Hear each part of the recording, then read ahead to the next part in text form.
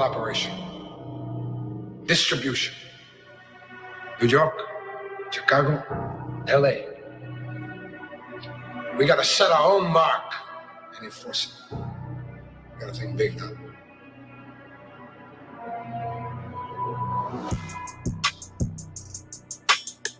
Good evening, good evening, good evening, good evening, good evening, my beautiful people and fellow Beardonians and Grand Rising to all my overseas brothers and sisters. How everybody doing tonight? How is everybody doing tonight? How is everybody out there doing tonight, man?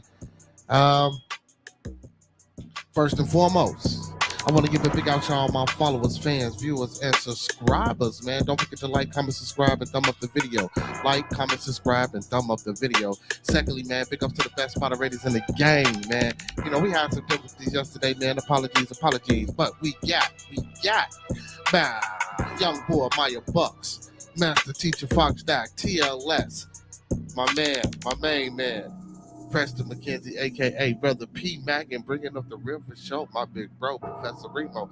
And we got the queens, man. We can't forget about the queens. We got Miss Gigi, Gaming Palace. Then we got Miss Starworth Markets, LLC. And last but not least, we got Miss CC, Craven, Carefully. Hi, everybody doing out there tonight, man. Appreciate everybody for joining me on Bearded Conversation for Thumpin Thursdays, man. Hey, don't forget to check out Lynn Chicago Pizza, man. Hey, check them out on Instagram, all one word, Lynn Chicago Pizza at Gmail for their catering menu and their mobile pizzeria. Also, don't forget to check out Cafe for Grown Folks Play, located 17553 South Kesey in Hazel Crest, Illinois. Also, man, don't forget to check out, man, if you want some good soul food, then Soul Food and Bakery, located 2523 West 79th Street. And don't forget to check out the House of Health and Wellness, located 1400 Torrance Avenue, Suite 213 in Calumet City, man, if you're in them south suburban areas. Also, 82124, Bearded Conversation, where we doing this first / back to school rally. We trying to give out, you know what I'm saying, some book bags for the kiddos, you know, and support the community, man, and let them know we there. Man, as y'all can see, you know, Roscoe P, I don't know what happened to my man. I guess he got worked too hard. And also, man, we were supposed to have the doc in the building, man, but I don't know what the setback is, but whatever it is, you know, the show must go on, my beautiful people. Hey, man, come on in the building, man. It's Thumpin Thursday, man.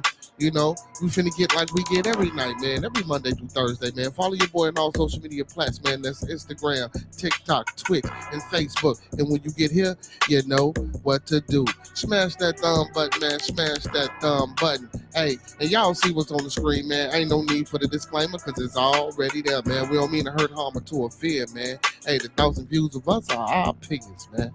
That's all it is. So with that being said, man, I think it's time, y'all.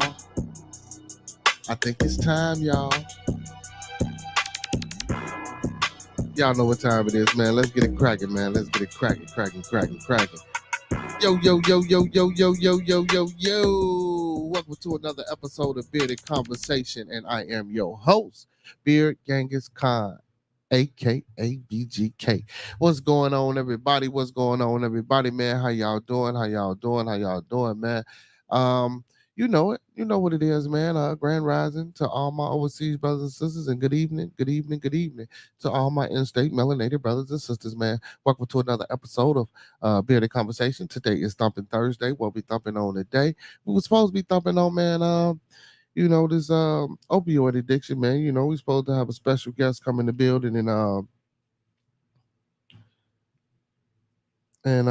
you know, hook us up. What? Okay. But guest didn't make it. The guest didn't make it.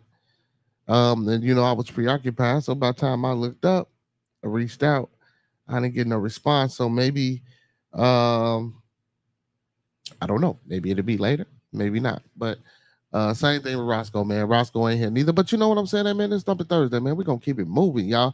Hey, everybody doing tonight, man. Hey, you're more than welcome to come in and join the conversation, man. I put the link in the chat. You know what I'm saying? The link is in the chat.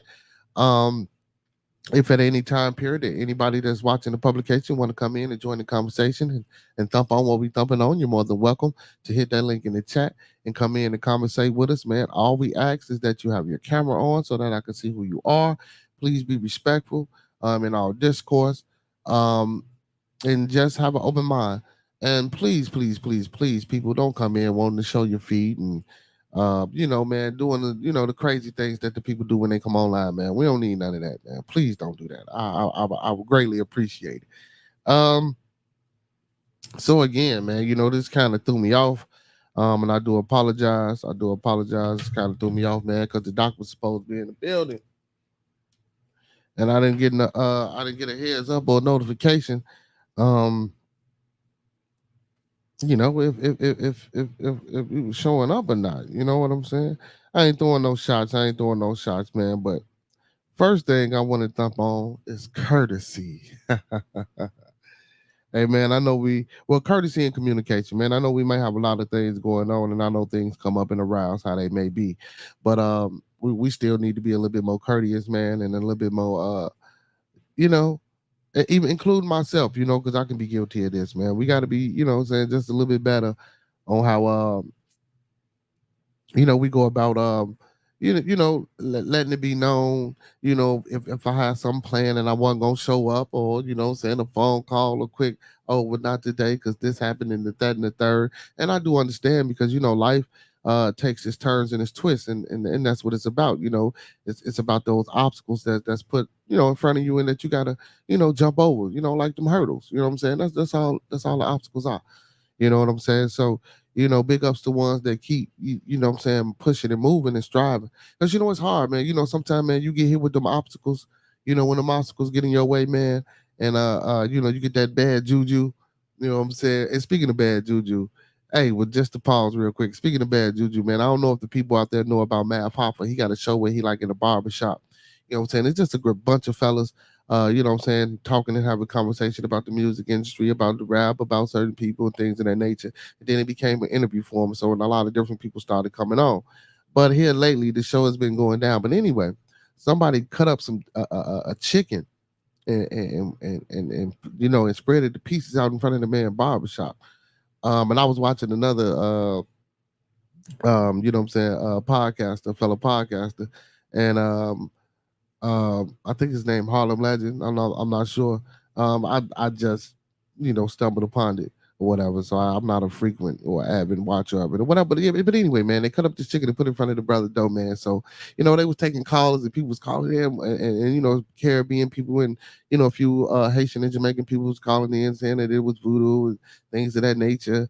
And then, they got to expounding on, saying the Puerto Ricans do it, saying the Brazilians do it, saying in the different names and things of that nature. But yeah, man, bad juju. But saying, or whatever people may call, saying the things that get in their way, or the cause of things, happen. Because you be like, man, damn, I'm steady doing this. Um, I didn't change. I stopped doing this. You know what I'm saying? I refuse to do this. I help with that. But I just can't seem to get a break. I just can't seem to have nothing good for me happen. You know what I'm saying? Um, and that's a mentality that I understand. That's a mentality that might be, hard to overcome. You know what I'm saying? That's a mentality that's hard to um uh uh what I'm saying, let slide in some cases, because it's hard for some people. And when some people do the things that it takes to change and have a different mindset, and they stay pushing, and things keep happening to them. Sometimes, like we talk about mental health awareness on our channel a lot. That breaks a person's psyche down. You know what I'm saying? And and it's not to say, oh man, fuck that, keep it moving, brush it off. Man, you got to keep. It's not for that. Oh, pause. Hold on. The guest is calling. Pause. Hello. All right, hold on, my peoples, my beautiful peoples. Oh, I do. The doc is in the building. Let me go to the door. So the presentation will still take place.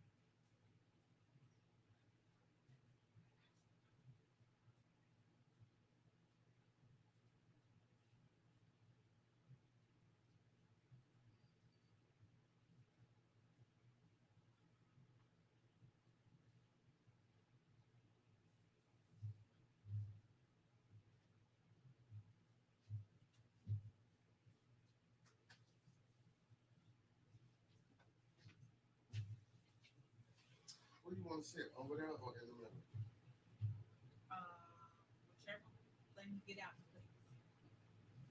Nah, that's right here. You ain't gonna do that. I gotta sit there. I don't want to be on the wall. So that's fine. I'll sit. Okay. Because when I get done, I need my phone. I just got power. You could have always postponed, but you here now. Come on, man. Sit down.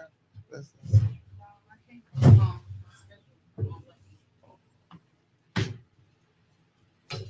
Is your other person coming? No. Both y'all was standing me up. I'm talking shit. Oh man, I'm back, y'all. I'm back. Just give me a minute, man. She got to get her stuff together and get set up, and get what she need out. Okay.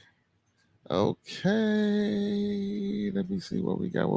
Miss Lydia, good morning, Miss Lydia. What's going on? A quick question. He say, oh, my bag, man. Matter of fact, I got you. I do apologize. So what all you need? Say what? So that's what I'm saying. What you need to do? How you get the information at? Do you have it's on my laptop? Do you have a USB port? About USB to USB level. So I could have just plugged it from here again.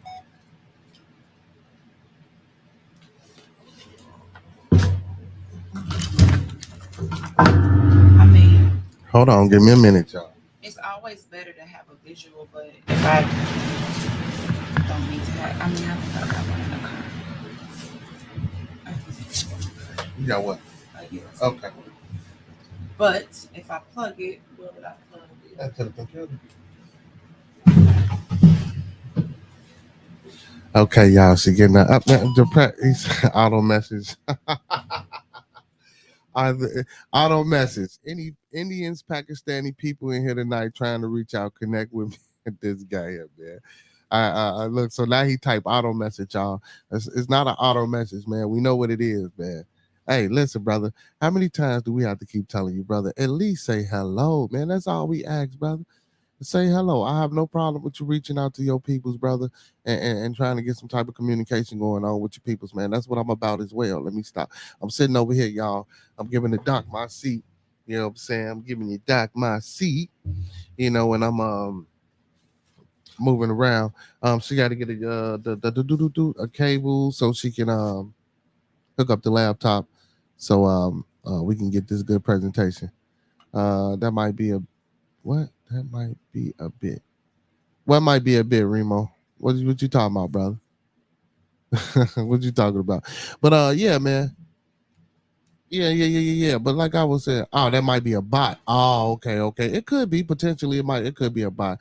But yeah, but like I was saying, man, about those obstacles and things of that nature, um, that get in our way. What you mean? Those? Why? What? Yeah. He ain't coming. But yeah. But back to the obstacles, man. The things that get in our way, man, and the things that get in, and I so. But I only say that to say because when I was talking about the communication and the courtesy, because we understand that things in life happen. What's going on, brother P Mac? We got the doc in the building, man. She's trying to get the proper things going on so she can give her presentation. We looking for this USB to USB cable so she can get her laptop hooked up and connected to my joint so we can get this presentation started. So give us 1 minute. We'll be right back. Yeah, but we still here. I'm just trying to make sure, you know what I'm saying, she get everything set up. Oh, y'all, she said she didn't kick my dog, y'all. We're gonna have to put her out, man. Look, she still got on the scrubs and things, man. Got her scrubs on. I thought she was gonna at least come with the coat on, looking cute, man. She come with the scrubs. You can't see. I got you. Damn. Right there. Let me see. What you looking? Oh no, that might be in the air.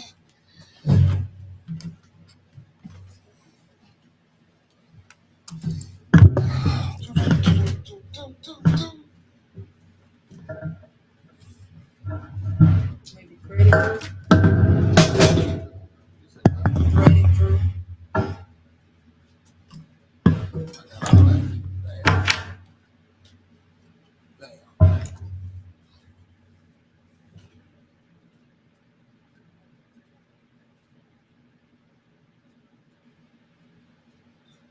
You got it. I think you said So you plug it in. the monitor to display. Got me working, y'all. Back here. Nah, I got but I got it.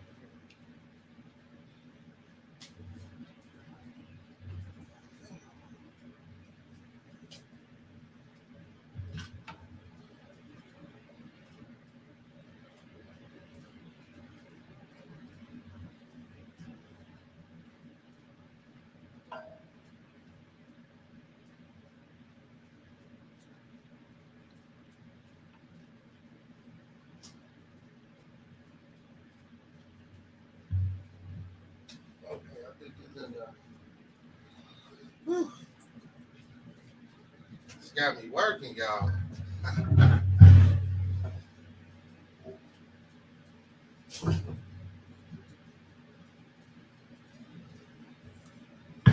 There go the mouse. That's mine. Yeah.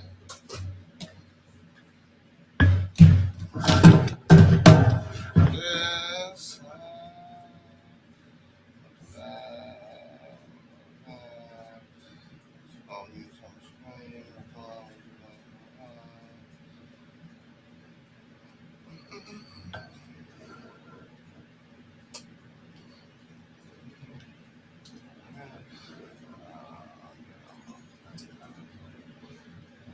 So what do you need to go into?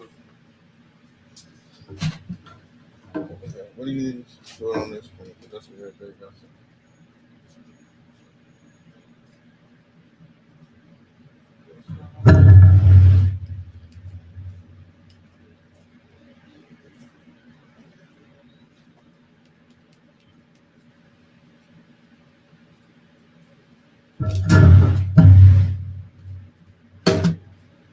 Pulling up.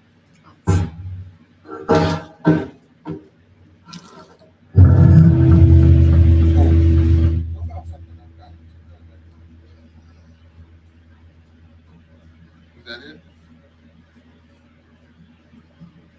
I'll put that back. Let's see.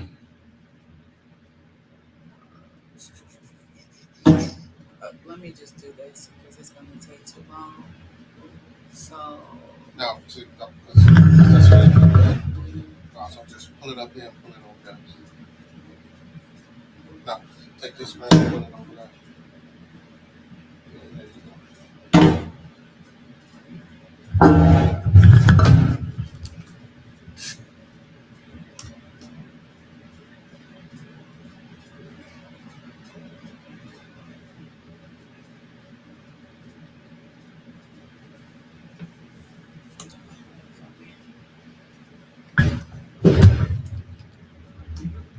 I'm a personal slave right now.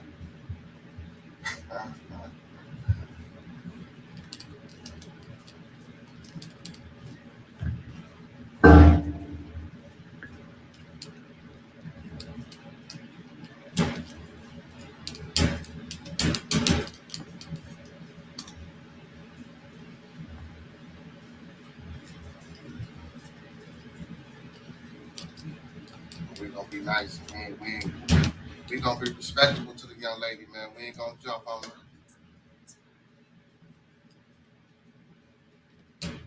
He said, "What's going on there? I hear gunshots." Wow.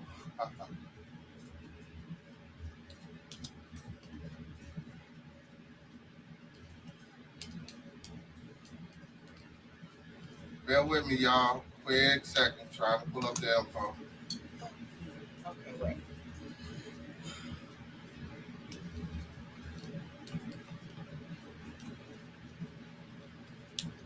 That's definitely the password.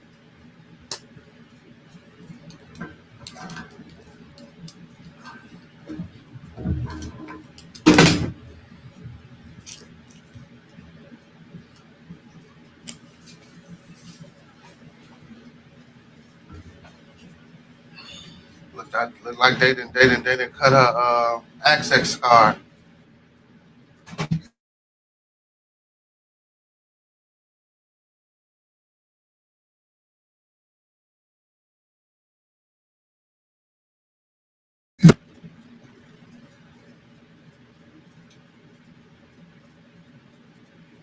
Say Hulk Hogan just spoke at the Republican National Convention. Hey man, I mess with Hulk Hogan, man. I like Hulk Hogan, man. He was one of my favorite wrestlers growing up, man. Big ups to Hulk Hogan, man. Hey, that mean he with that 2025 joint they got going on.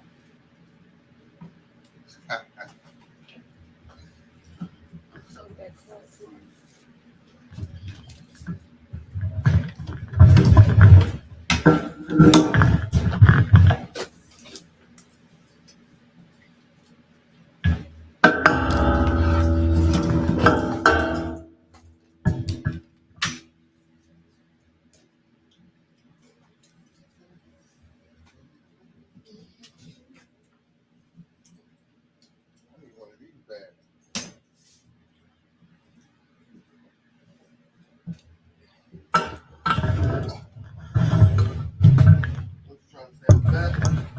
Oh, all right, talk about that. Let's get to it.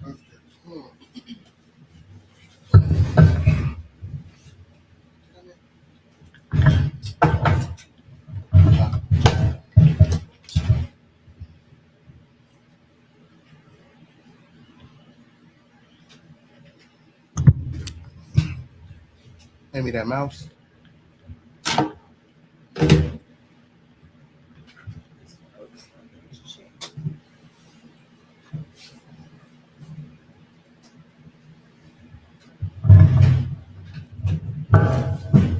She breaking things, y'all.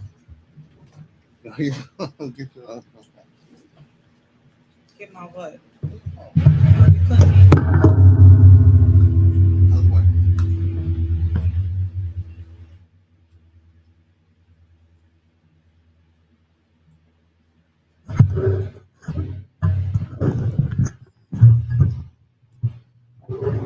You couldn't. Is it too loud for you? You asked. Is that better for you? A little bit.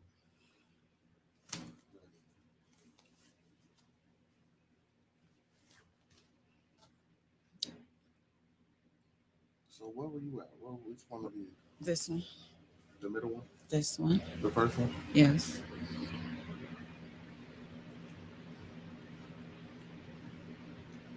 And move the mouse and control what you need to do over here. As you explain over here.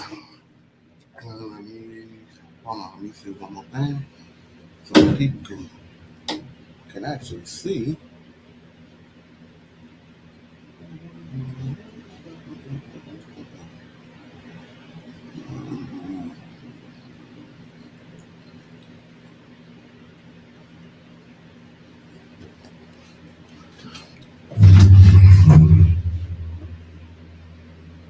Yeah.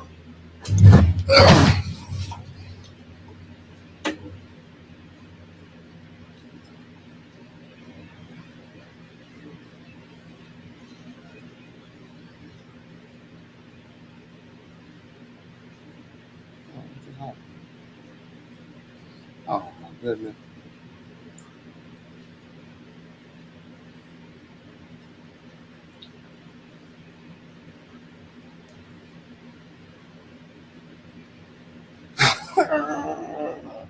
Hold on, y'all. God damn, if it ain't one thing, it's another.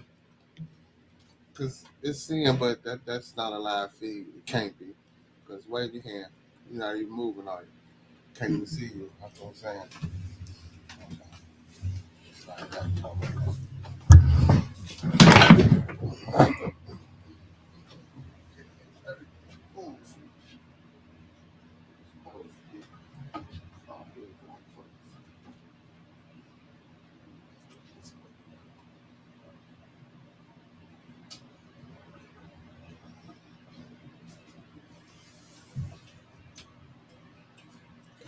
Hold on, this camera.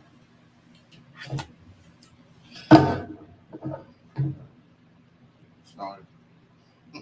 Go here. Seconds. Go camera. Camera.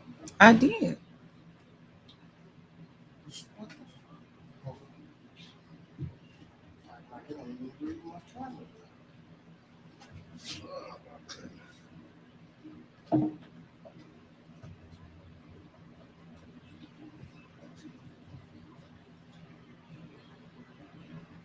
Oh, my goodness. Oh, y'all, now we having some technical difficulties because the doctor came over here and got the plugging up her. This is Keep in mind, I didn't plug anything. You did. how you gonna blame it on you? Absolutely. You break, you buy. Okay, whatever you just did, I disconnected it, right? the USB thing Yeah. did pop up. So maybe it's a shortage in the cord. Oh, okay, there we go. Did it come back? Yeah, I'm on. Well, it came back. Man, God. Damn, all these technical Oh, difficulties. please. Listen to man. You didn't get my close-ups. I'm gonna put her out, y'all. All right, so hang them out. I'm sick of you. There you go. And there you go. Now, now that we seem to got everything under control, without further ado, let me introduce. How would you like to be introduced? Full name, half name, or just call you the doc? That's fine. Whatever. Dr. Keisha Nicole House. She's here to give a presentation on opioid drug addiction and the effects on our community. So without further ado, seeing that we got everything going, I'm gonna let her take the floor.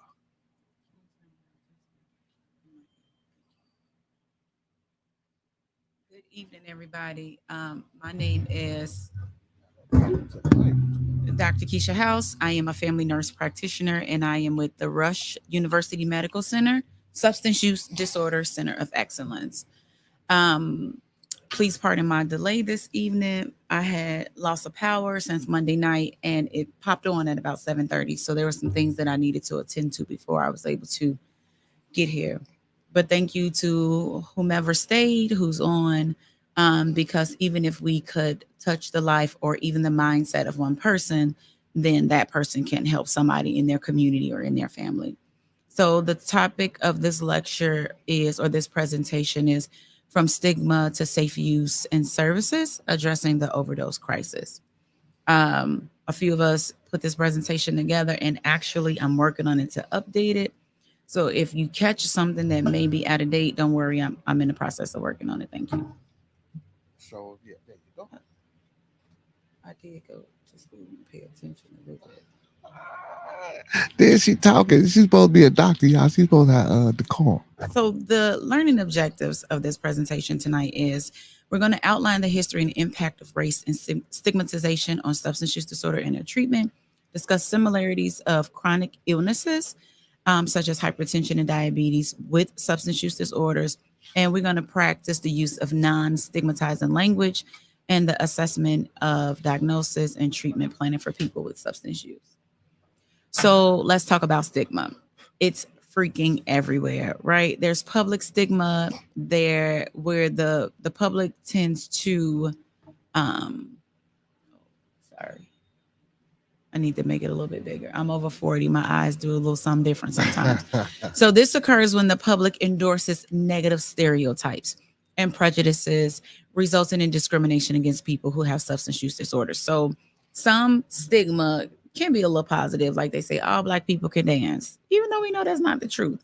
Or all Black people can cook, and we know that's not the truth, right? But then you have that negative stigma, such as, all Black people can All people who use drugs, they steal or they lie or they're criminals or they're schemers and scammers and things of that nature, or they want to be on drugs or they choose to not help themselves. Then we have self stigma. And this occurs when the person who has the substance use disorder, they internalize everything that you say about them. Oh, I don't want to be helped. Or I've heard people say, Dr. House, I'm an addict. I'm going to die an addict. And I'm like, wait a minute. Like, who says these things about themselves? Right. And then there is stigma by association. So this occurs when the effect of stigma is extended to or linked to a person with use disorder. It's like courtesy stigma, or because you hang with them, they do drugs, you gonna be a addict as well, right?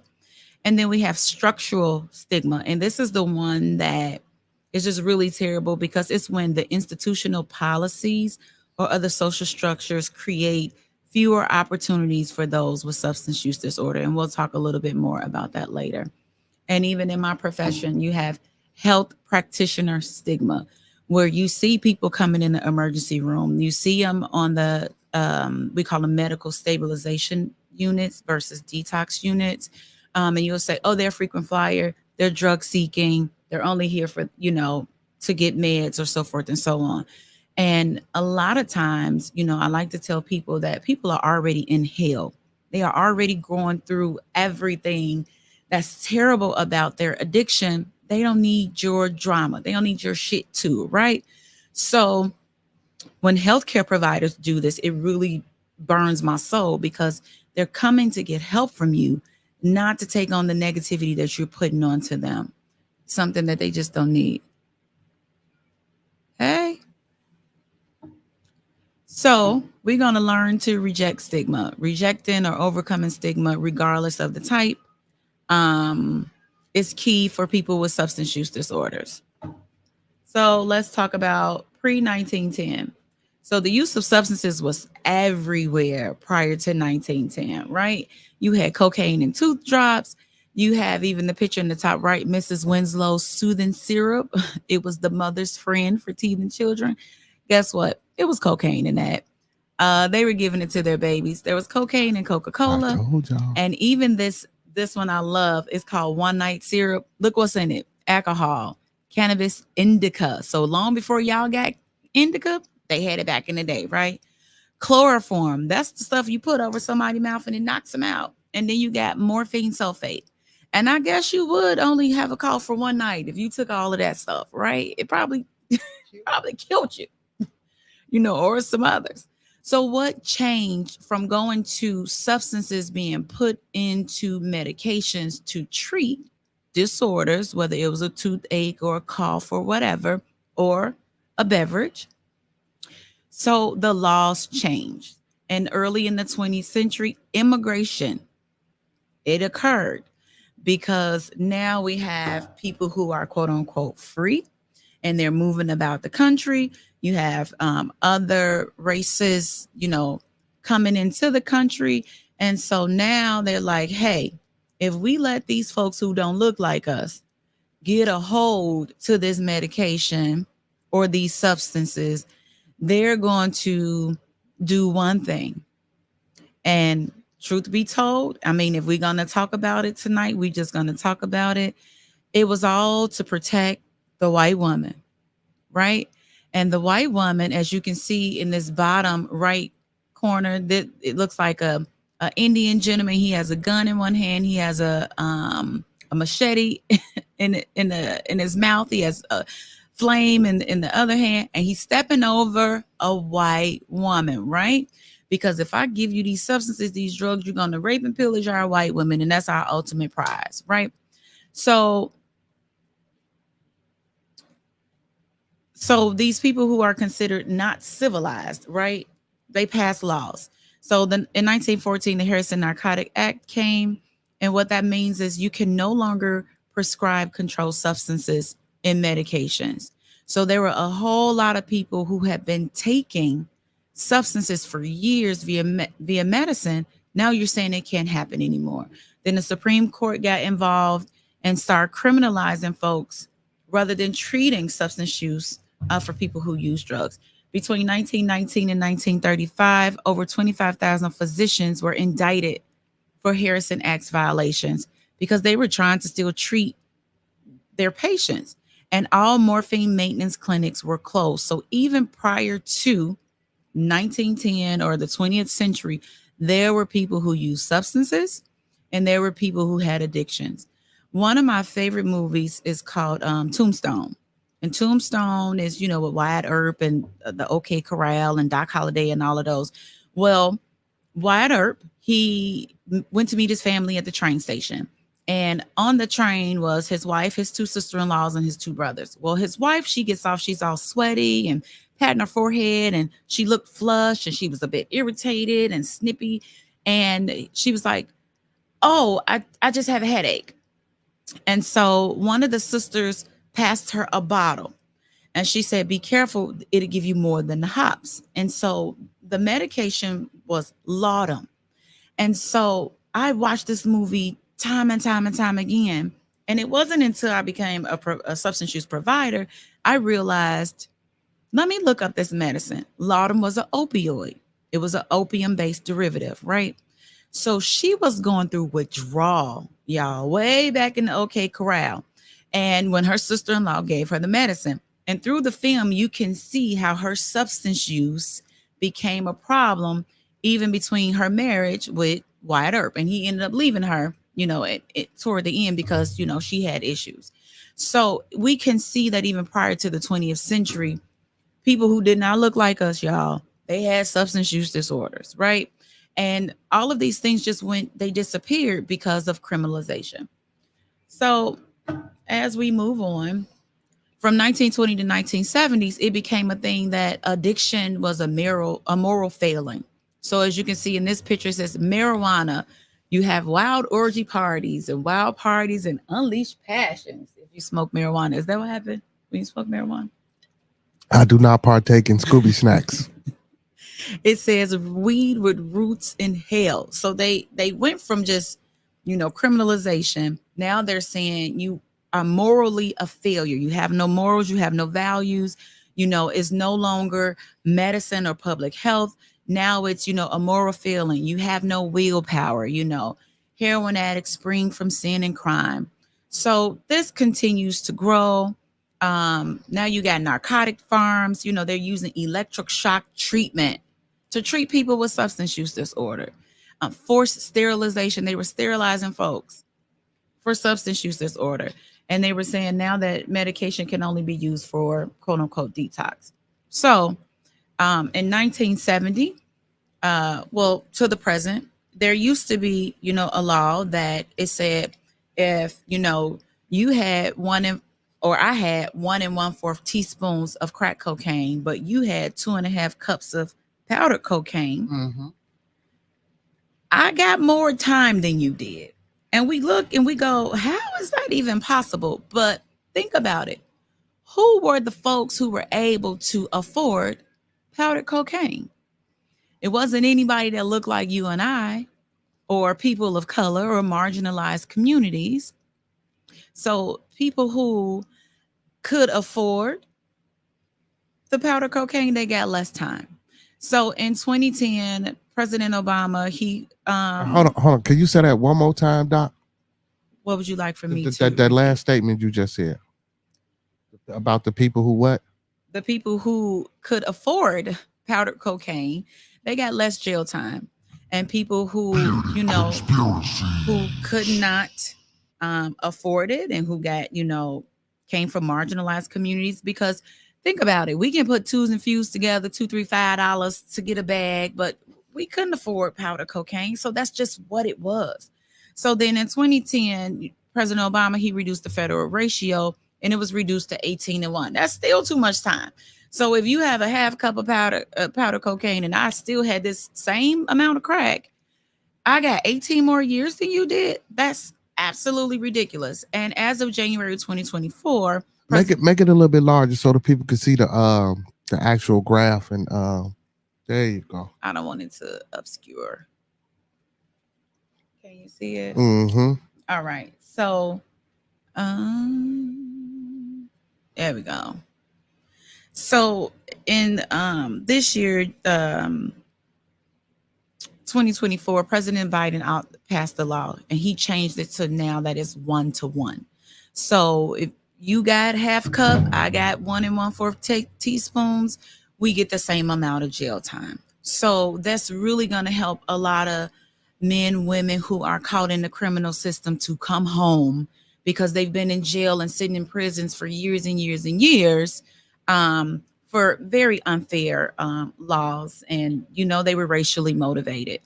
And I know people, say we're not going to talk about race and things of that nature, but that's it's just the truth of the matter. Race absolutely plays a role in what we are now looking at as the opioid epidemic. So I do have to Take it back out now. I just wanted people to see that graph. So racial disparities. Whites are more likely to get treatment for opioid use disorder, and they are less likely to be arrested for substance use disorders. Where Black and Latinos are more likely to be arrested for substance use and less likely to get treated for opioid use disorder. And I'm going to take it one step further. They're less likely to be offered the treatment. Did you know it was more than methadone out here to treat substance use disorder? There's Suboxone, there's buprenorphine monoproduct, there's Vivitrol, there's Sublocade, the once a month injection versus you going to a methadone clinic, every single day. Like, who has time to go to a methadone clinic every day to get treatment? What if I don't have money to get there? What if I don't have a transportation? All of those things come into play, and then people get lost to care because of it. So why do some people develop substance use disorder while others don't? So what's really important is this graph right here: biology, genes, environment, and drugs. And I'm going to break it down for you. So I had two parents, right? Mom and a dad. My mother had an opioid use disorder. My father had a stimulant use disorder. My father did crack. So because I had two parents who both had addictions, it makes my biology, my genes, do something different, right? My genetics, my gender. I'm likely to believe that, people don't just do drugs just because, right? Some happens sometimes, right? So maybe my mama was depressed, or maybe my dad has some stuff. But my biologies and my genes says that because I had two parents that used drugs, I'm more likely to develop a substance use disorder. That's why Dr. House don't do a whole lot of stuff. I don't drink no whole lot. I don't try no whole lot of stuff because I don't know what day one of my genes is going to wake up and say, hey, it's party time, right? So that's one facet. Now you have the environment. Chaotic home lives. You may have some abuse. Your parents might be using. Your peers might be using. It's all around you, right? So now I got my biology, my genes, my people, my places, my things, and my environment. Now somebody say, Dr. House, try this. Now I got three things on board that's going to affect my brain mechanisms and later cause an addiction. So addiction, you just don't wake up overnight, deciding that you want to be addicted to a substance. Fast forward, another person may not have the genes, or maybe they have some genes, but the environment isn't there. So I think that's what happened for me. I grew up with these genes. I grew up in the environment with all of the drugs. My parents, my grandfather had opioid use disorder and stimulant use disorder. We have a lot of alcoholism in the family. But what changed for me is I was adopted, and I moved to a different environment where there wasn't a lot of that drug use and alcohol use. And, it wasn't that. And nobody was offering me anything either, because they wanted me to go to school and you're going to do right and act right. And so that changed my trajectory. But had I stayed in the same environment and, my biology,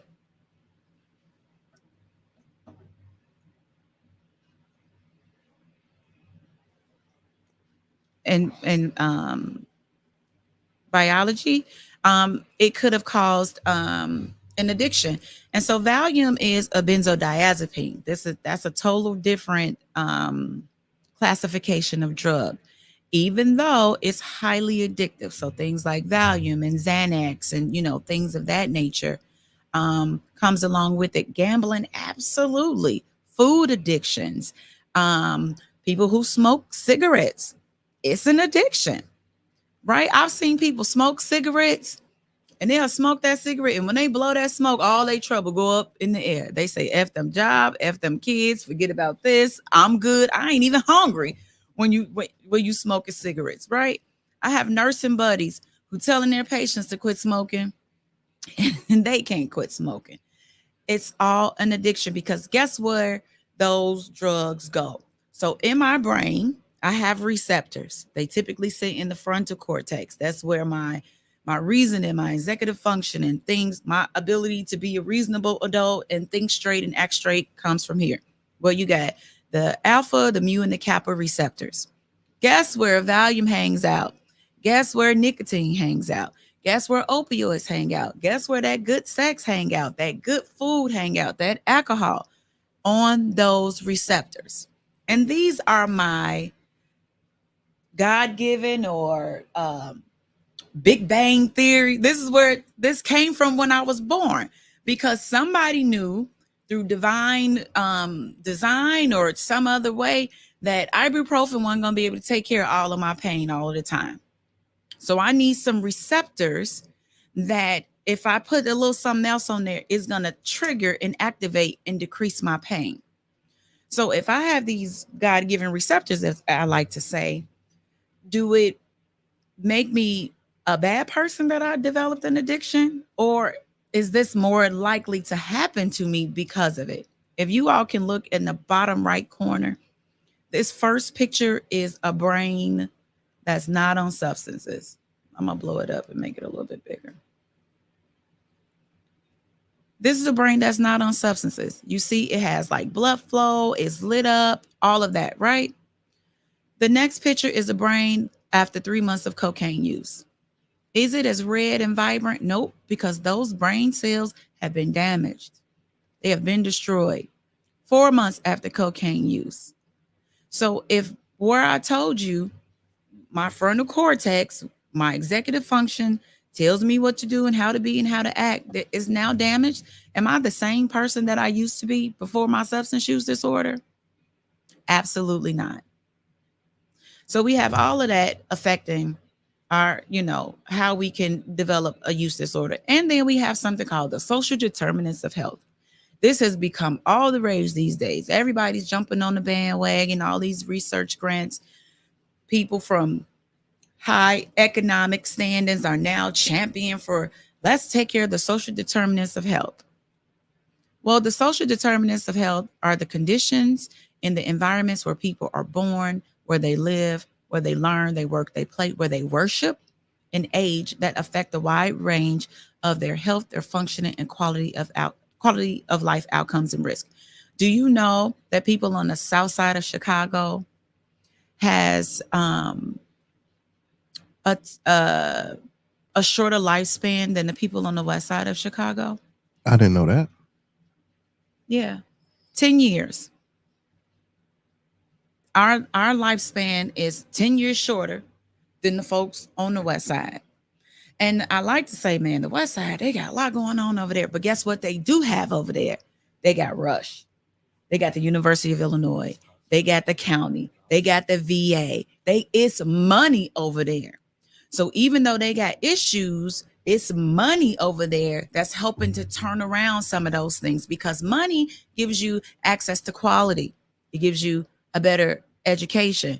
It gives you better health care and access to quality health care. It gives you economic stability. It gives you better neighborhoods and better environments. And if you got what is called the medical district over there, your social and community context is better. So on the south side of Chicago, it is a desert for treatment for people with substance use disorder. We don't have all of that stuff like the west side do. That's why I was hired at Rush, to bring quality and access to care to the south side of Chicago for people with substance use disorders. So In 2022, there were over 2,000 opioid-related deaths in Cook County. And in 2023, it was the same amount. They were neck and neck. Over 1,800 of those deaths were related to fentanyl. And 56% of those opioid-related deaths were in African-American communities in Cook County. Where are those African-American communities? On the west side and on the south side. And if you see these blue areas and things like this, this is the west side and the south side. 290 is called, the Eisenhower is called the heroin highway. Oh. I've seen people in Roseland Community Hospital from Barrington, Illinois. What are you doing here? They're traveling to the west side of Chicago because that's where the premium drugs are. But what they don't realize is that this isn't the 70s. This isn't Tony Montana. Oh. There's no real heroin anymore. It's all fentanyl. And yesterday I learned that there are some new derivatives of fentanyl out here that my boss was like, hey, you need to learn about this because you're going to have to start teaching about this. And I'm like, wait a minute, what? There's something even more dangerous than fentanyl? Absolutely. 56% of those deaths were in African-American communities. So let's take it a step further. In 2020, there were more opioid-related deaths, 2020, 2022, and 2023, more opioid-related overdose deaths in Chicago than homicides and traffic crashes combined.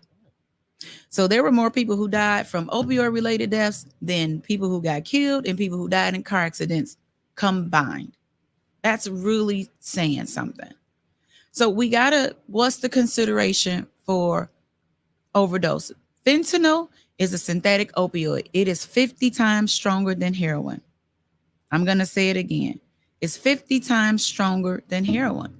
And like morphine, it's a medicine that's typically used to treat patients with severe pain, especially after surgery.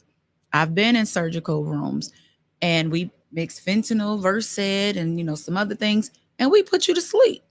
And it's in a controlled environment, and that's why you get put to sleep. You get a breathing tube, you got anesthesia there, you got the doctors, the nurses, and the surgeons. You got a whole team, so if something happens, we got you. We right there, we can reverse it right away. Well, think if they're selling that on the street. Let's think about Prince, who died from an opioid overdose. He actually attended a hospital here in Chicago that turned him away. He ended up buying or getting the pills from somebody else, and it ended up being fentanyl. Let's think about Michael Jackson, propofol. Yeah, it's an opioid. Gerald Levert, he died from an overdose. Whitney Houston. We can go on and on and on, right? And fentanyl is added to other drugs because of its extreme potency. If you can buy a key of heroin, I'm just throwing out numbers here, for $2 million, you might can get a key of fentanyl for $50,000. Why would I give you real heroin that takes a process and you got to get it from the plant and, process it and ship it and all that when I can give you something that's more potent? It's cheaper, it's powerful, and you're going to be more addicted. So you're going to keep coming back and spending your money with me. And that makes these drugs more dangerous. And then you have xylazine. Xylazine is a veterinary sedative. Have you ever watched the Animal Channel and you seen them hit them with a tranquilizer? Yeah. And all the the horse time. go down? Yeah. That's xylazine. Yeah, I heard people do that too. Xylazine is not fit for human consumption. And guess what they're adding to the fentanyl? Xylazine. So you've seen people on the corner, they're standing up straight, their legs straight, but they're bent over at the waist. Mm-hmm. It's called trank dope. And that's what they're adding to the drugs, because with xylazine, you can stay high up to 96 hours. And I'm like, who want to stay high that long? But it is people who, if you overdose on it, man, that was some good stuff. Maybe I need to go and try it. They don't even think their executive function. They can't even think appropriately, right? So they're going in and trying these drugs. Xylazine causes sedation, slow heart rate and breathing. And guess what it also does? It gives you these nasty wounds People who inject heroin or other drugs that might be um, mixed with xylazine, they get these really nasty wounds. So a lot of times I may see them in the emergency room with these real nasty wounds. And I go, hey, how long have you had that? Oh, it's just been there 2, 3 days, maybe a week. Ugh. I know that this didn't come from diabetes. I know this didn't just come from a regular skin infection. It's more likely came from xylazine injection. And so this is how we catch a lot of people with opioid use disorder, substance use disorder, because of the wounds on their bodies. So now we're going to talk about Narcan. And Narcan, aka naloxone, is a medication that we give to reverse opioid overdoses. So, what are opioids? Have you ever had a toothache and you were given Tylenol number 3? That's an opioid. It has codeine in it. When they mix promethazine with codeine, that's an opioid. Then you got morphine, you got Demerol, you got heroin, you got fentanyl, you got Percocets, you got Norcos, you got Demerol, that's what they get athletes, right? hydrocodone. You know, they're called different things, but this is what it is. So I remember when I had surgery in 2017, I got my gallbladder removed and I was in a lot of pain. And they sent me home on liquid Norco. Now, mind you, what I told you about my genetics earlier in this. So I'm taking this liquid Norco. I don't want to be in pain. So I'm trying to get ahead of the pain. It was liquid, y'all. You know how many blood vessels you have underneath the tongue? So it went into my bloodstream very quickly. One day I took the medicine and I felt myself drooling. I mean, I'm slumped over. I'm high. And my daughter, she goes, Mama, you took that medicine again. And I'm looking at myself, I'm scratching and itching. And when I realized that I had been taking the med, I wasn't even taking it as needed. I had started taking it scheduled because I was so afraid to be in pain. I didn't want to be in pain. I was starting to develop an issue and I didn't even know it. I didn't start out thinking that I might develop an addiction. I just didn't want to be in pain. So I tell people all the time, people who have addictions, a lot of times they're not even using drugs anymore to be high. They're using it to feel normal and to prevent going into withdrawal. Because who wants to be nauseous and vomit and have convulsions or urinate or have defecations on themselves or have body aches, or that scene in Ray Charles where he was going through withdrawal on that floor? That's real. And when you don't have the heroin and things like that and you've developed the tolerance and the dependence, your body go through that. So I'm no longer looking to get high. I'm looking to just not be sick. Right? So we give naloxone, aka Narcan. It is a medication that works quickly. And unfortunately, it may require more than one dose. I actually have some Narcan in my bag. So it is a medication that we give. It looks like a nasal spray. And you know, I've prescribed you Flonase before. And so you insert the applicator into the nose and you simply push the button and it rapidly absorbs into the nostrils because it has a lot of blood supply. That's why a lot of people sniff drugs, because it's a vascular area. And depending on how much fentanyl or heroin or whatever they have in their system, I may need to give you more than one. So after I give you the first injection, I'm going to wait 2 minutes. If it don't work after that, I need to give you another one. And I give you as many as I possibly can until 911 arrives. Won't that mess them up though? Nope. Because I don't know what you took. So you go, well, okay, I'm going to give this to them to reverse the overdose. But how do I know they're having an overdose? We want to check for extreme. See, this is what happens when you have an overdose. It's not what you see on TV where you throw people in the tub and you put water all on them or they having a seizure. That's not an overdose. An overdose is this. I went and I bought my drugs, or I took my pills, my prescription pills, and I took my pills and I'm feeling good. And my brain said, girl, you high. Go lay down. So I'm thinking I'm going to lay down and we never get back up because opioids tell your brain slowly, you don't need to breathe. Just stop. So it suppresses your ability or your brain's ability. The hypothalamus is what controls breathing to do it on its own. So we're going to check for extreme sleepiness.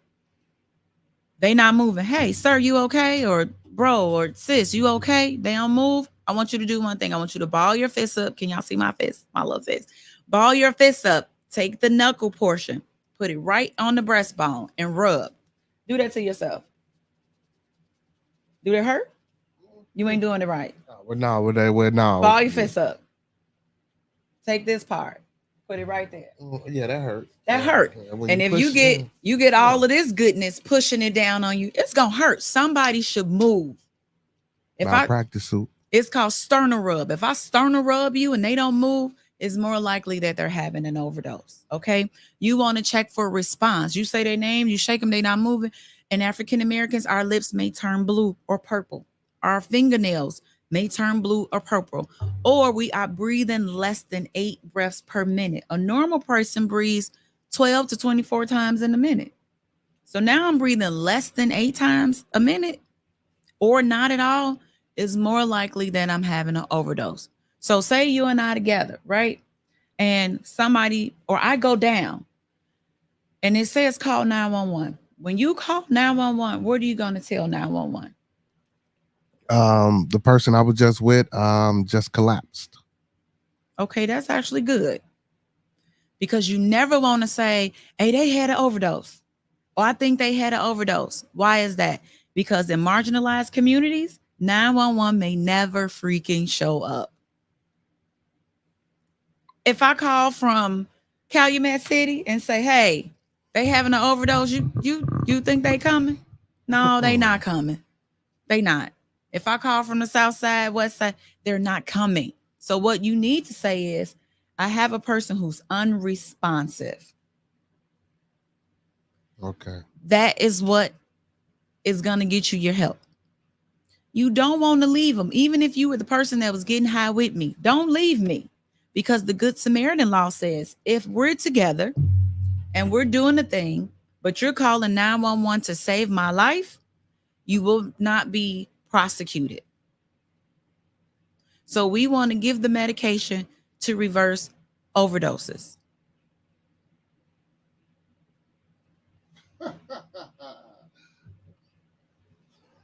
So Narcan targets those receptors where opioids like to hang out.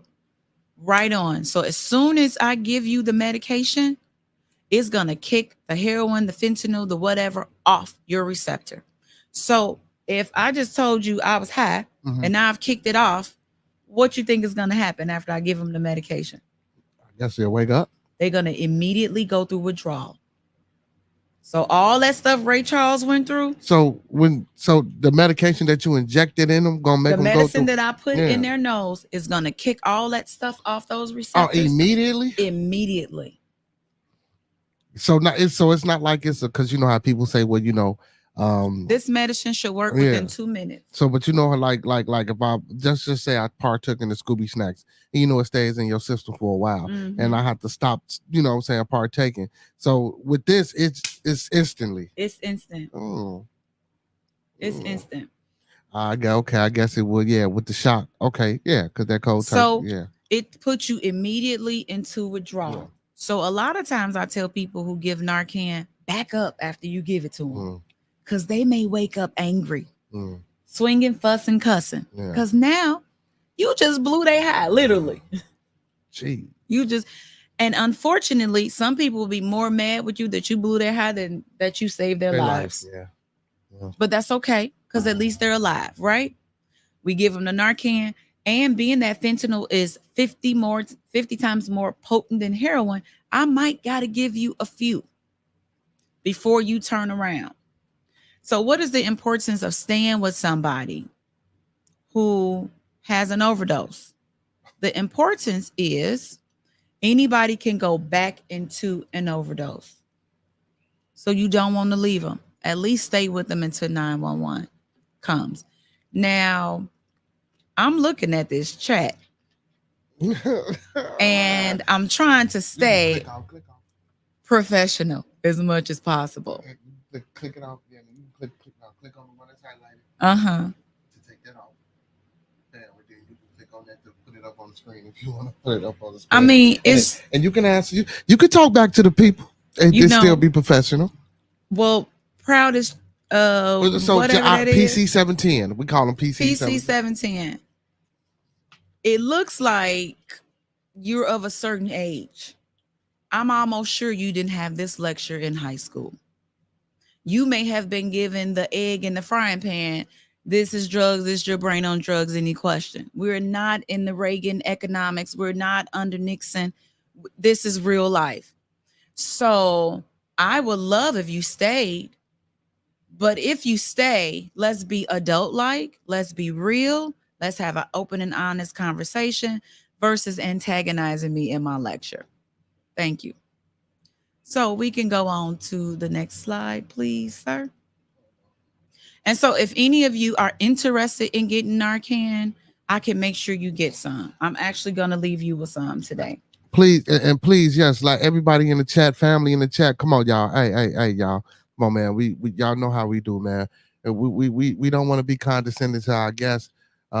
Get them likes up too, by the way, but we don't want to be condescending to our guests. Please respect the guests, man. You know what I'm saying? She took the time out of her day. She already explained. I was already getting on her, but she already explained how the power went out and it just came back on. And she still took the time out to come out and talk to us, man. So please be respectful, man. Please be respectful. I appreciate that. PC 710 and everybody else in the chat. Not that I'm singling you out, brother. You know what I'm saying? Or that you meant it that way, but you know, we had a thing yesterday. People take things a certain way. And again, like I said, she took the time out to come be professional and give us a very well-spoken presentation on opioid drug addiction and how it affects my community. So I would really appreciate the respect. Go ahead. We want to learn harm reduction, and harm reduction is just this. People are going to use drugs, right? We just want you to do it safer. So harm reduction is everything you see on the screen. We tell you to wear sunscreen when you go outside. That's harm reduction. Wear your seatbelt. And especially if you drive like me, you need to wear your seatbelt, right? Obey the speed limits. Birth control if you don't want to procreate or have children. All of that is harm reduction. So what we try to do in the substance use recovery world, we say, hey, if you're going to inject drugs, let me get you some clean needles. If you're going to use opioids, let me get you some Narcan.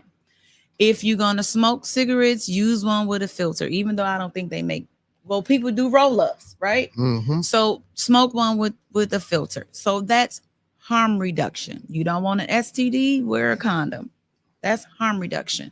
So people are going to use drugs, but we want to focus on prevention of harm, whether the use of the substance itself.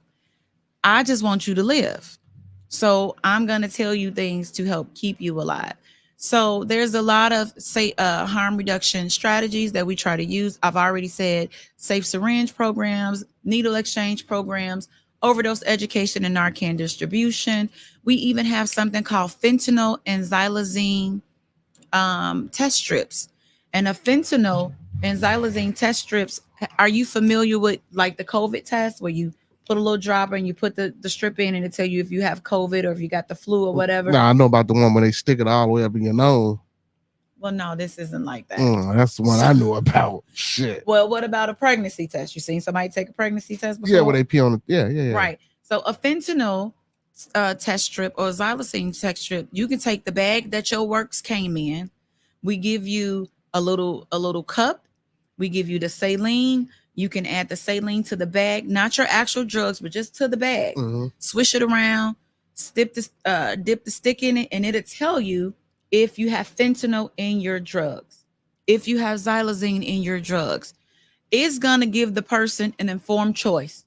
You can either still use it or you can use slow, start low, go slow, what we say. Or we say, hey, don't leave me. I'm about to use this. It got some fentanyl in it. I don't know what's going to happen. I mean, that's just the truth of the matter. But that's called harm reduction, right?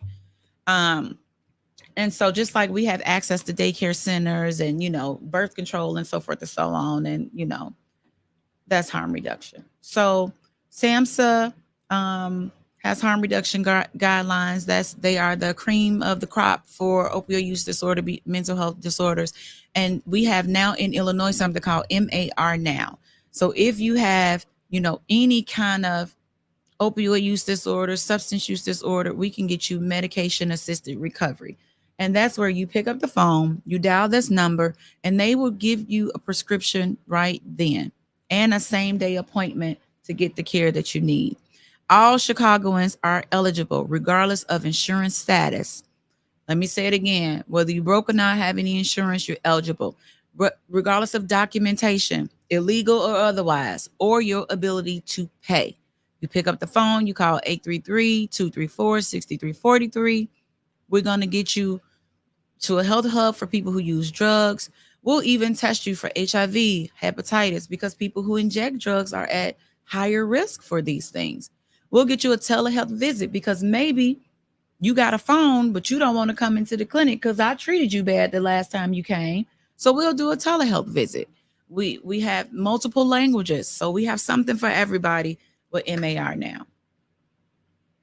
And then staying silent about substance use disorder isolates people. I know as Black folks, we say, I'm going to mind my business. Mm-hmm. I'm going to stay in my lane. We all know somebody who knows somebody who knows somebody who have an addiction, right?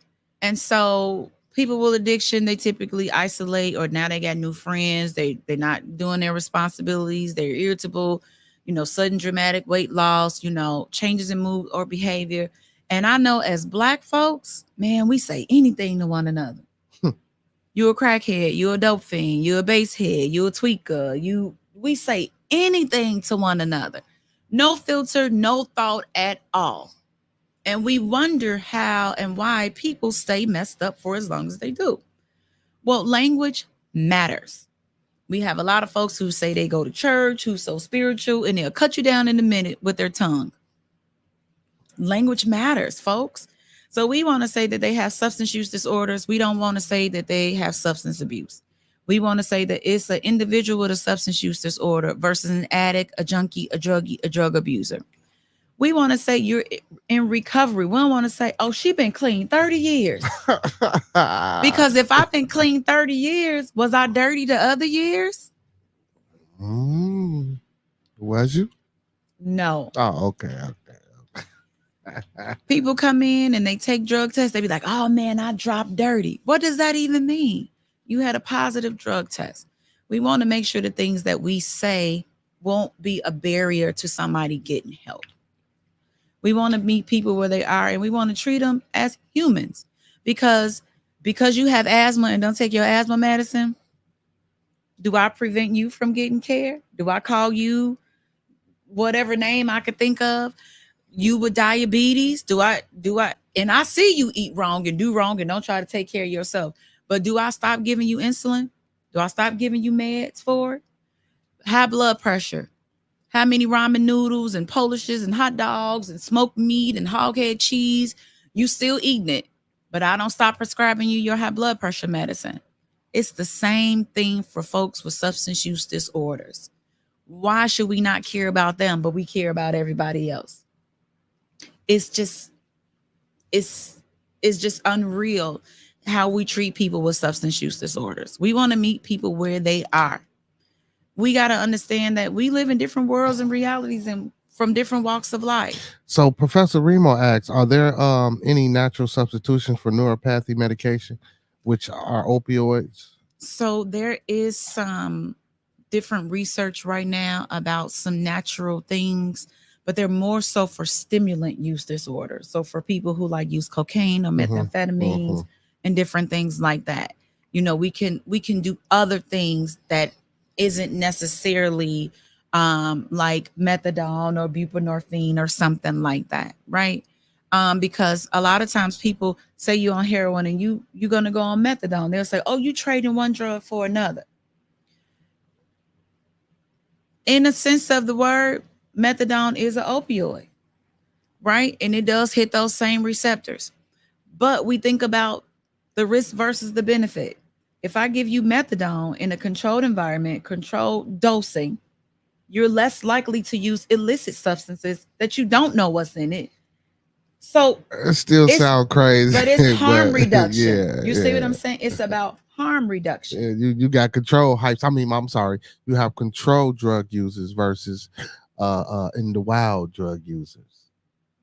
Like you have domesticated cats, and then you have your wild cats. Bad analogy. Very bad. Okay, all right. Try again. I'm gonna let you try again. One more time. Okay. Okay. You got okay. All right. Okay. You got your housebroken dogs, and then you got your unhousebroken. Absolutely not, because you're comparing these people to animals, and we don't want to do that. That's okay. stigma.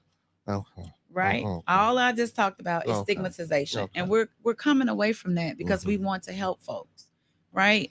And so when we say trading one drug for another, I'm gonna give you this. When you got diagnosed with diabetes, not you per se, but just a person, normally we start you off on a tablet.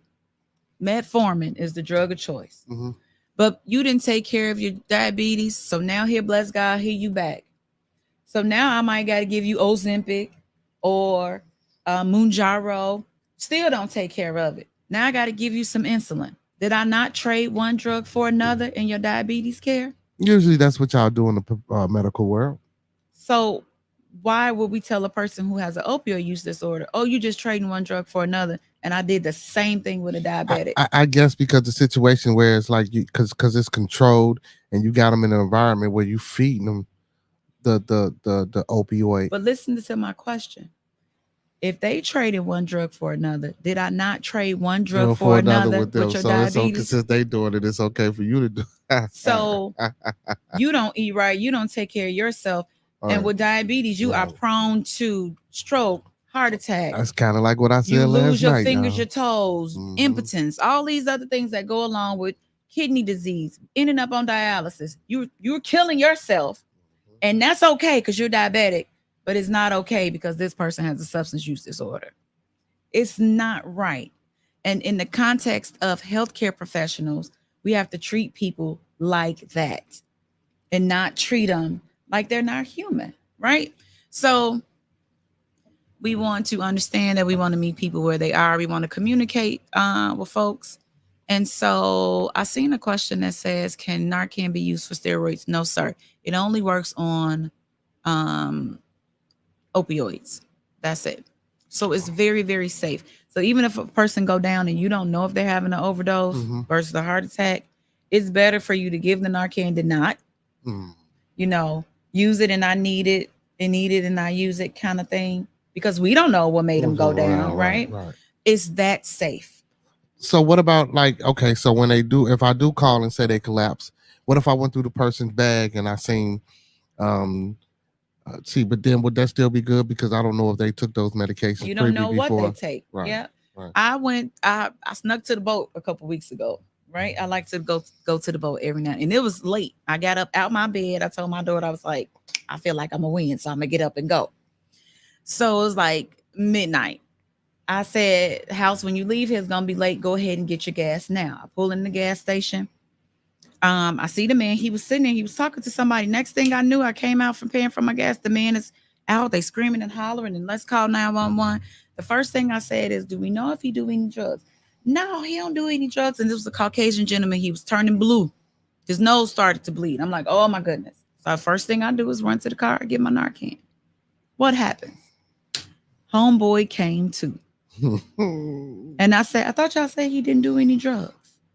He was overdosing right outside of the gas station. Now, all I want to do is just go sit on the slots for a few minutes. And here I didn't had the Narcan somebody. See, there y'all people go, man. There go that divine entity. Got her up out her bed.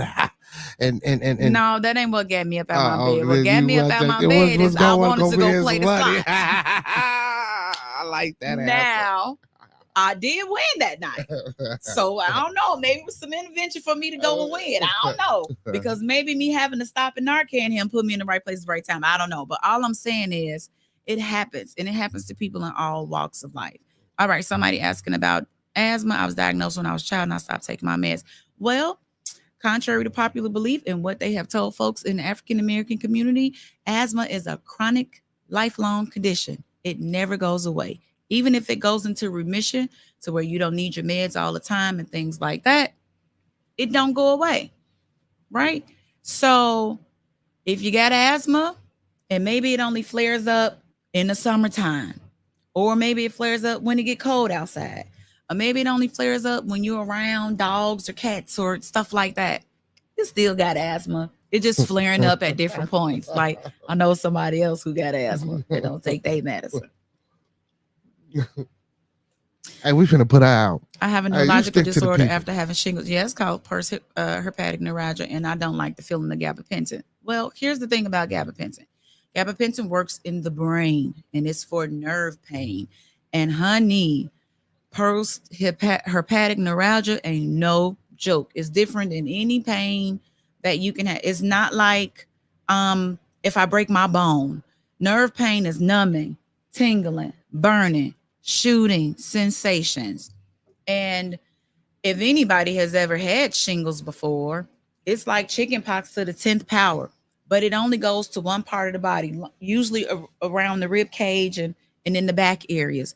And it hurts like, I've had to put patients in the hospital because the pain from shingles was so bad. And what happens is you get chickenpox as a kid, it goes into remission. It lays in your dermatomes and your nervous system. And one day after you become a certain age, it decides to wake up. Because maybe your immune system isn't as strong as it used to be. Just like them genes you was talking about with the drugs that you was, okay. One day it wakes up. Well, and now you got shingles. Okay. That's why they have shingle vaccines and all these other things these days to prevent that, because people have died from the pain from shingles. Like, it's that bad. So we give things like gabapentin or Lyrica or other nerve medications because it works, but they do make you loopy. They do. So what I tell my patients who take gabapentin or take Lyrica, make sure you have 8 hours in between you getting up and going to work or operating heavy machinery, driving a car, things of that nature, because it does work in your nervous system. It goes to some of those, it goes to some of those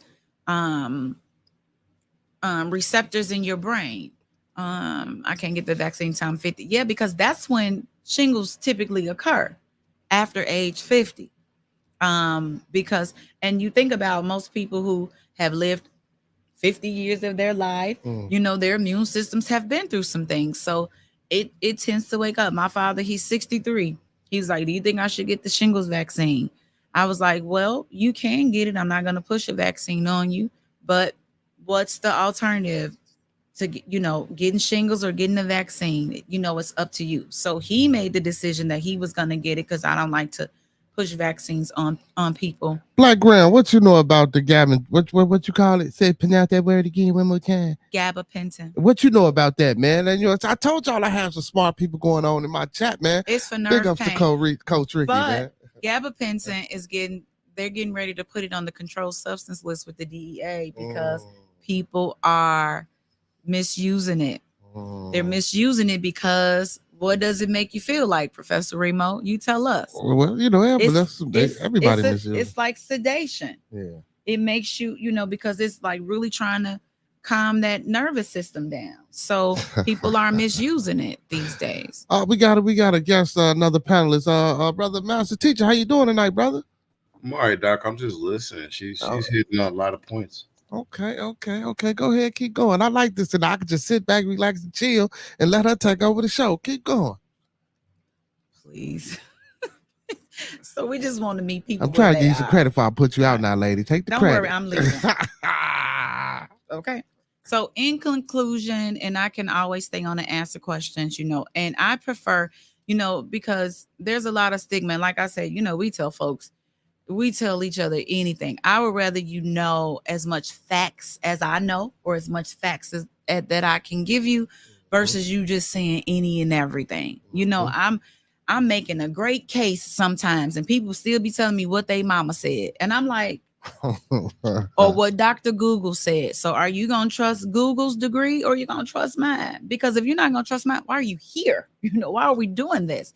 So all I can tell you is know the facts. Be as Laura, I can't say the word. Be as factual as you can when Don't you're worry talking about. I to couldn't say people. capital last night, and I was struggling. Substance use disorder truly is a disease. There is treatment, recovery is possible, but beware of your own implicit biases. Let me tell you how I got this job. I didn't want it. I was working as a nurse practitioner, and they told me if you want, I was offered a promotion, and they said if you want this promotion, you got to take this course to treat people with substance use disorder. So I didn't want the job. My bank account wanted the job. Yes, sir. Right? Yes, sir. So I was like, I don't want to deal with them people. I dealt with this all of my life. My mother did this. My father was non-existent. Now, Dr. My House. That's what I said. And they said, well, if you want this job. You know, this to the public, Dr. House. It's being the truth.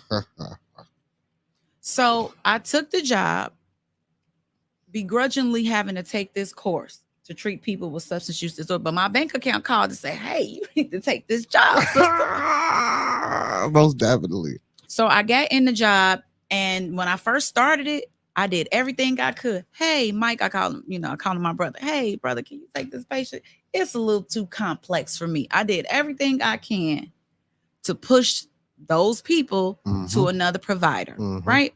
So then one of my very close friends, her name is Dr. Audrey Tanksley. She's actually the president of the Chicago American Medical Association Black woman. So proud of my sister. But anyway, she told me, hey, I think you should take this course. Rush has a course that will teach you better how to, you Black women, all right. Yeah. be, So I said, okay. She said, and they give you money. I said, I'm going to do it. There you go. Keyword, give you money. They're going to give me some money. Why not? It was 1 hour per week. Oh, man. The program lasted after I finished the weekend, I got my little $500 check. At the end of the program, I got another $2,000 and I got 42 continuing education units. I ain't even got to get any more. I'll take this program.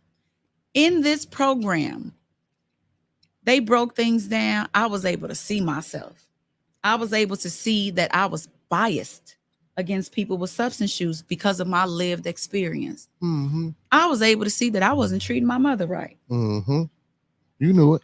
I was able to see her as a human. You should have been did that. I couldn't see it because hurt wouldn't let me see. Not having water, light, gas, heat, Christmas wouldn't let me see her as a human that had trauma that led her to certain things. At the time my mother got on drugs, her father was on drugs. We lost our family home, big old house. We were middle class, ended up living on 55th and Union on the boulevards. Because when crack hit the hundreds, it hit, right? And so it wouldn't let me see. And I had to realize that I had biases. And so now this is my life's work. I absolutely love what I do. So that job that I was given and that class that I took, they called me back and said, hey, can you come back and be a senior fellow? I don't know nothing about this. You want me to be a fellow to doctors and other nurse practitioners and physician assistants? They said, look, we could teach anybody to prescribe, but you know what this is like. You live with this. You need to teach them how to reach folks that look like you because they don't look like you. Well, definitely. That's why I got the doc in the building right now. Big ups to the women, man. Big ups to our women, man. I did it. And they said, would you like to come back and be a subject matter expert? I didn't even think that I had enough knowledge or, to be an SME, as we call it. So one day I was sitting at my desk. I was working for the University of Illinois, and I got a message that said, would you like a job? I said, oh, what? Tell me a little bit more. She told me a little bit more. And I said, well, I like my job at UIC. What's the pay? All right, well, we're going to tell you this, Doc. We're going to tell you to put a duck on it, man. That means speed it up. Whatever.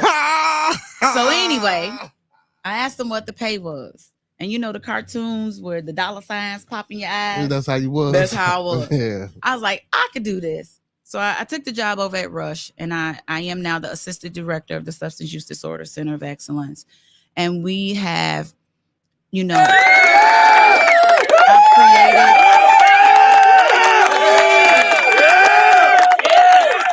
I've created some initiatives. So now I was just on CBS News. I made the front page of the Tribune recently because I'm going to barbershops. I'm going to beauty schools. I'm going to the beauty shops because we talk about everything at the barbershop, right? And they see firsthand people nodding, people high. So I'm going into the beauty shops because I need to hit where it's gonna make a difference. Right? Where the people Right? can hear, yeah. And I'm going to the church house. Yeah. And that goes into the educate others. So I'm out here really trying to make a difference, do all I can. And so, at the end of the day, I just want us to treat people with substance use disorder with dignity and respect. We want to offer compassionate support, and we want to replace negative attitudes with evidence-based facts, right? So that's what we're out here doing, not just telling each other any old thing. Yeah. It's because, listen, think about how many times you went to somebody's house and they said, "Girl, you got some penicillin in there." Thinking it's going to take care of whatever it's going to take care of. It ain't got nothing to do with it. Ain't got nothing to do with nothing. They come to my house. I know you got some medicine. You got such and such. No. We take anything from one another. We'll swap some meds out with folks in a minute. But what if I gave you, because that's why a lot of our babies are dying. So people who are overdosing are between the ages of 40 to 65. Our middle-aged elderly folks are overdosing in the African-American Latino communities. Our young people that are overdosing between 19 and 24, they're not overdosing because they're necessarily taking heroin. They're getting Xans and Valium and things like that. That's pressed fentanyl, and they don't know. Yeah. So they're accidentally overdosing. Because you can make, they out here making their own pills and pressing their own pills and labeling it how they want to. And we just go to whoever doing it and we buy it and they pop it. Well, I gonna say we, but they buy it and they pop it. And they taking anything, just like they taking the penicillin when you go to your grandmama's house. Yeah. But it's a sharp getaway. I noticed that. That's why I like this presentation. And I was asking, was it shareable? Because I deal with high school students that have that same type of issue. And you on point with the stigmas, because it took Black teachers to be like, okay, you can't knock them for doing that. You got to figure out what the symptom is. So great presentation. I just say it's pretty cool. We give school presentations. So I can come and give a presentation to your school. It does not cost anything for me to show up. I come with boxes of Narcan. Well, actually, Governor Pritzker signed a law as of July 1st, 2024. Yeah. Narcan had to be in all Chicago or all schools throughout the state. Training on Narcan. That's why I was. So I can swap y'all numbers out, you know what I'm saying? And then y'all can make that happen. We can come and we can do a presentation for you. We actually have a youth department that comes out and do these kind of presentations. And we even train the counselors, the teachers, et cetera, because it's the teachers that actually be the ones giving the Narcan. So it's good, and it's good because we don't want to slam our kids all the time. We like to say how bad these children are, and they this and they that. But think about the environment that they grew up in. Thank you. Think about what they're watching you do, right? And on top of it, they got biology and genes, and drugs is all around them. What do you expect for it to happen? So we got to stop beating our kids up because we do that way too much. At this time, I have an operations manager. Her name is Lanaya, and she does everything for me. Professor Remo, I appreciate you. But I am hiring on my team. So if you are into recovery and substance use disorder, give me a call. Maybe we can work something out because I am actively hiring over at Rush University Medical Center.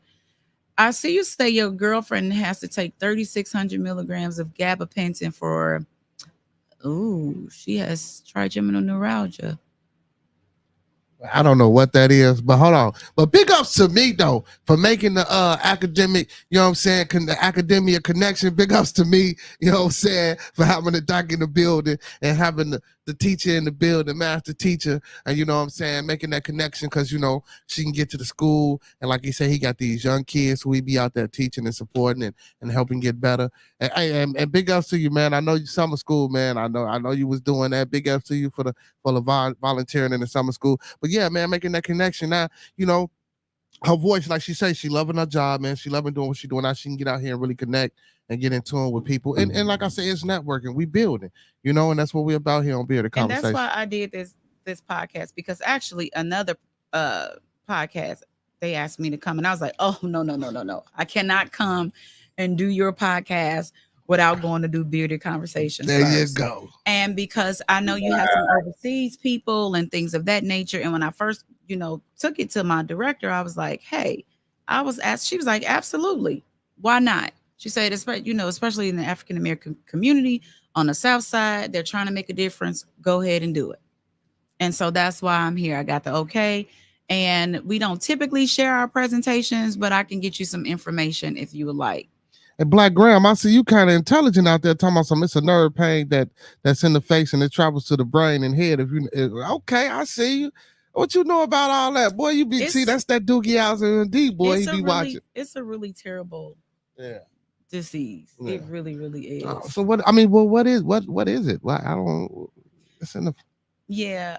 So trigeminal neuralgia sends sharp shooting pains. Mm-hmm. Sometimes it can if they chew too much, it's shin pains. If they I didn't experience that before. But it's constant. And the pain is so severe that it's often called the suicide diagnosis because people have taken their own lives just to not be in that pain.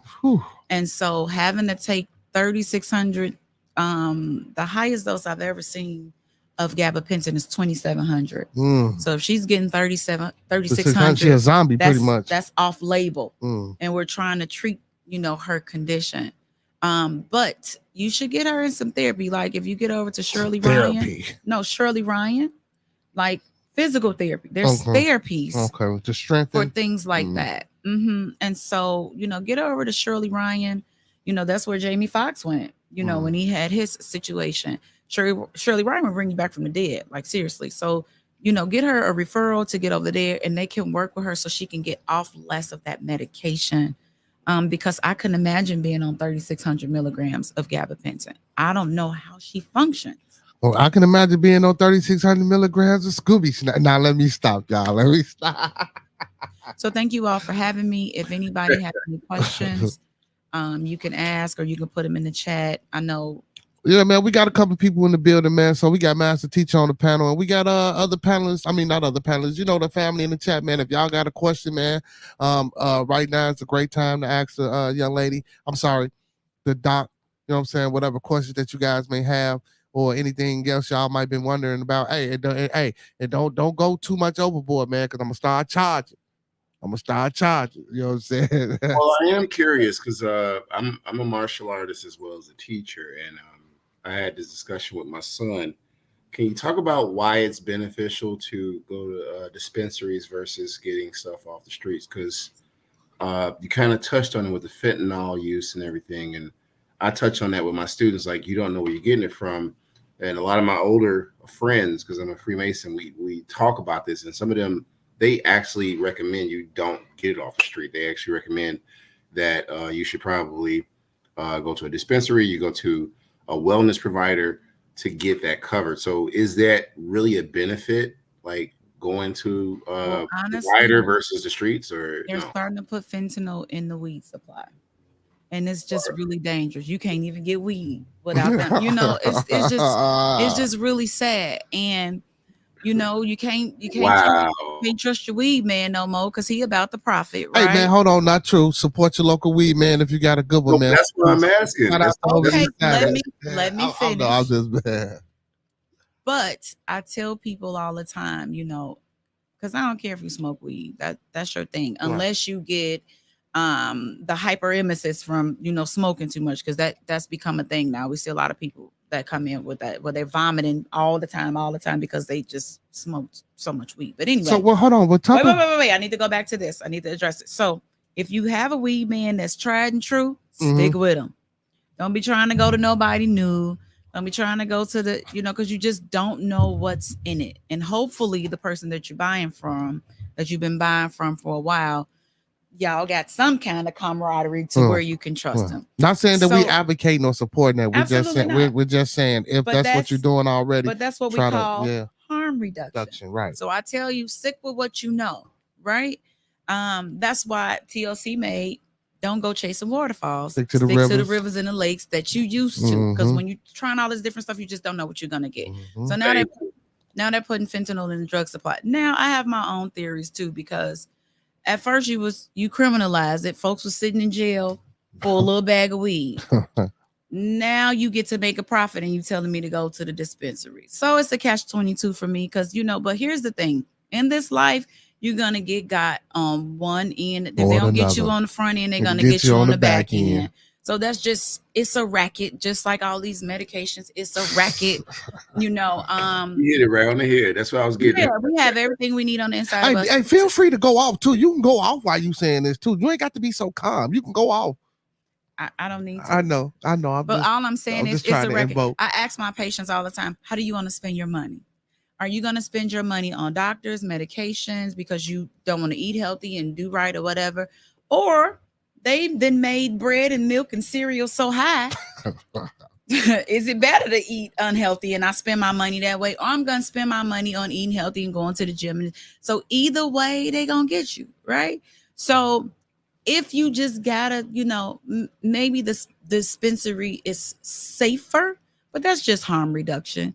You still smoking marijuana. I tell people, if you smoke weed, just don't do it in blunt products, because that's a tobacco product and it puts you at risk. So once you put fire to it, once you put fire to a period, you change the chemical. You change it. So if you're ingesting the smoke, that's never good to be putting in your system. So no matter how it go, Then I see in the chat we got somebody that said they going to the grower. That's not always a good thing either, brother, because if he's not a botanist and he's an amateur grower, you don't know what he's using, the process he's growing, or none of that. So that's not even. That's why I brought up the dispenser, because the argument I had with my son was like, okay, you're getting it from these street dudes, but you don't know what's in the ingredients are. And at least when you go to the dispensary, you look under that label, you see everything that you're consuming. So it's a little different. Whereas you're playing catch-22 with people that you may or may not know. So that's why I was saying that. And your body is a temple. So it's like everything in moderation. I get it. But it's better, like she said, harm reduction if you know what you're consuming. Yeah. And then I see where Black Graham says, someone told me different races are known for certain sicknesses.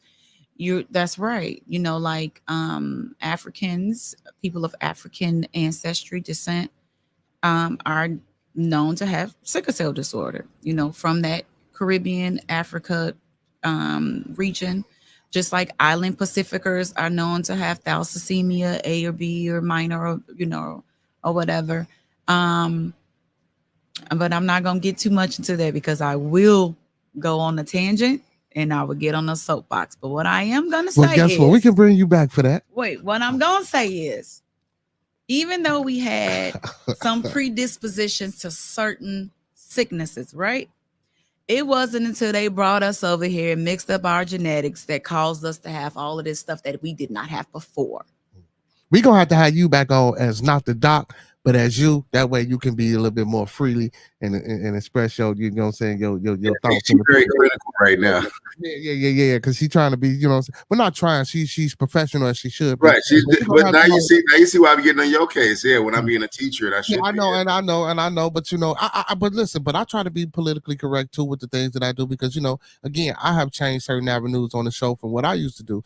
So I understand and I get it. But we're gonna have on. I want to have her on as I want to have you on as not as Dr. House, but as Miss House. That way, you know what I'm saying, you can still keep your call it House like the show. But the thing about it is that's dope, the thing about it is that me. So that the way that I'm speaking now is the way that I speak to my patients. Like I don't cut corners with my patients. I'm very factual. I'm gonna tell you the truth.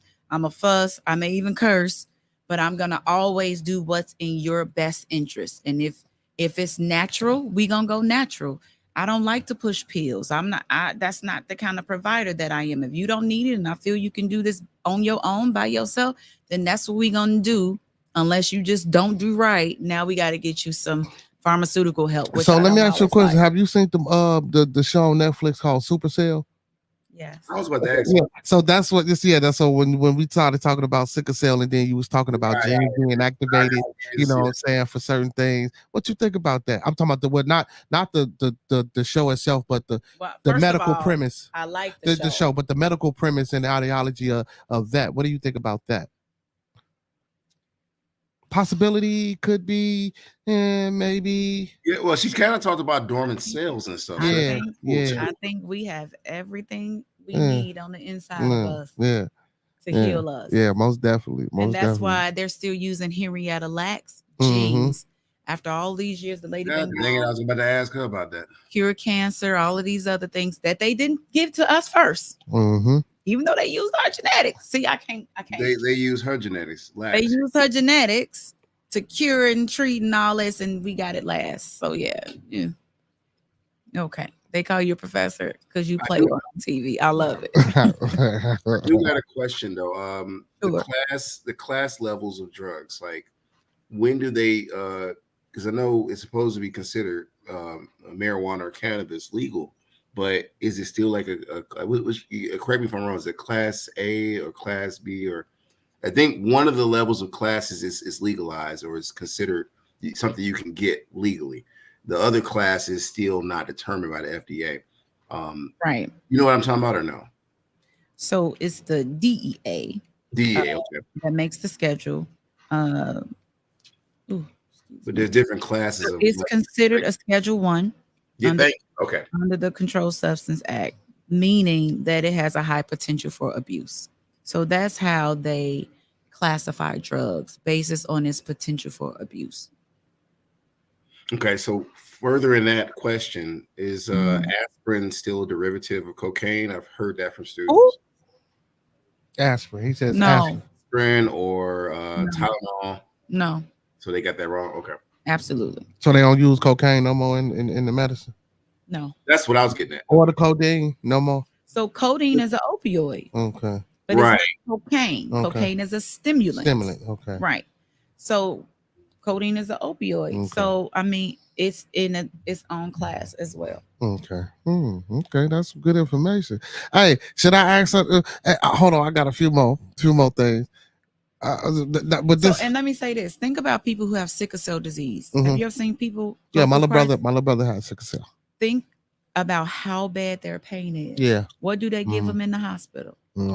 Opioids. Yeah. Because it's the only thing that takes the pain away. And unfortunately, some people with sickle cell disease end up with opioid addictions because it's the only thing that works. And well, it's the only thing that fixes their pain. Yeah. It's the only thing genetically that fixes their pain. So this is why I'm saying, like, nobody just wakes up and decides I'm going to have an addiction, right? We all have circumstances in which it brings us back over and over and over. So go ahead with your question. We vote. I have to be at work at 7 a.m. We vote for Trump this year. I like how she did that. She just looked at you. We vote for Biden this year. Hey, just looked at you. No. I just let the people know. So listen, like I told y'all, if y'all are uncertain on who y'all need to vote for, man, either pencil yourself in or vote for your boy.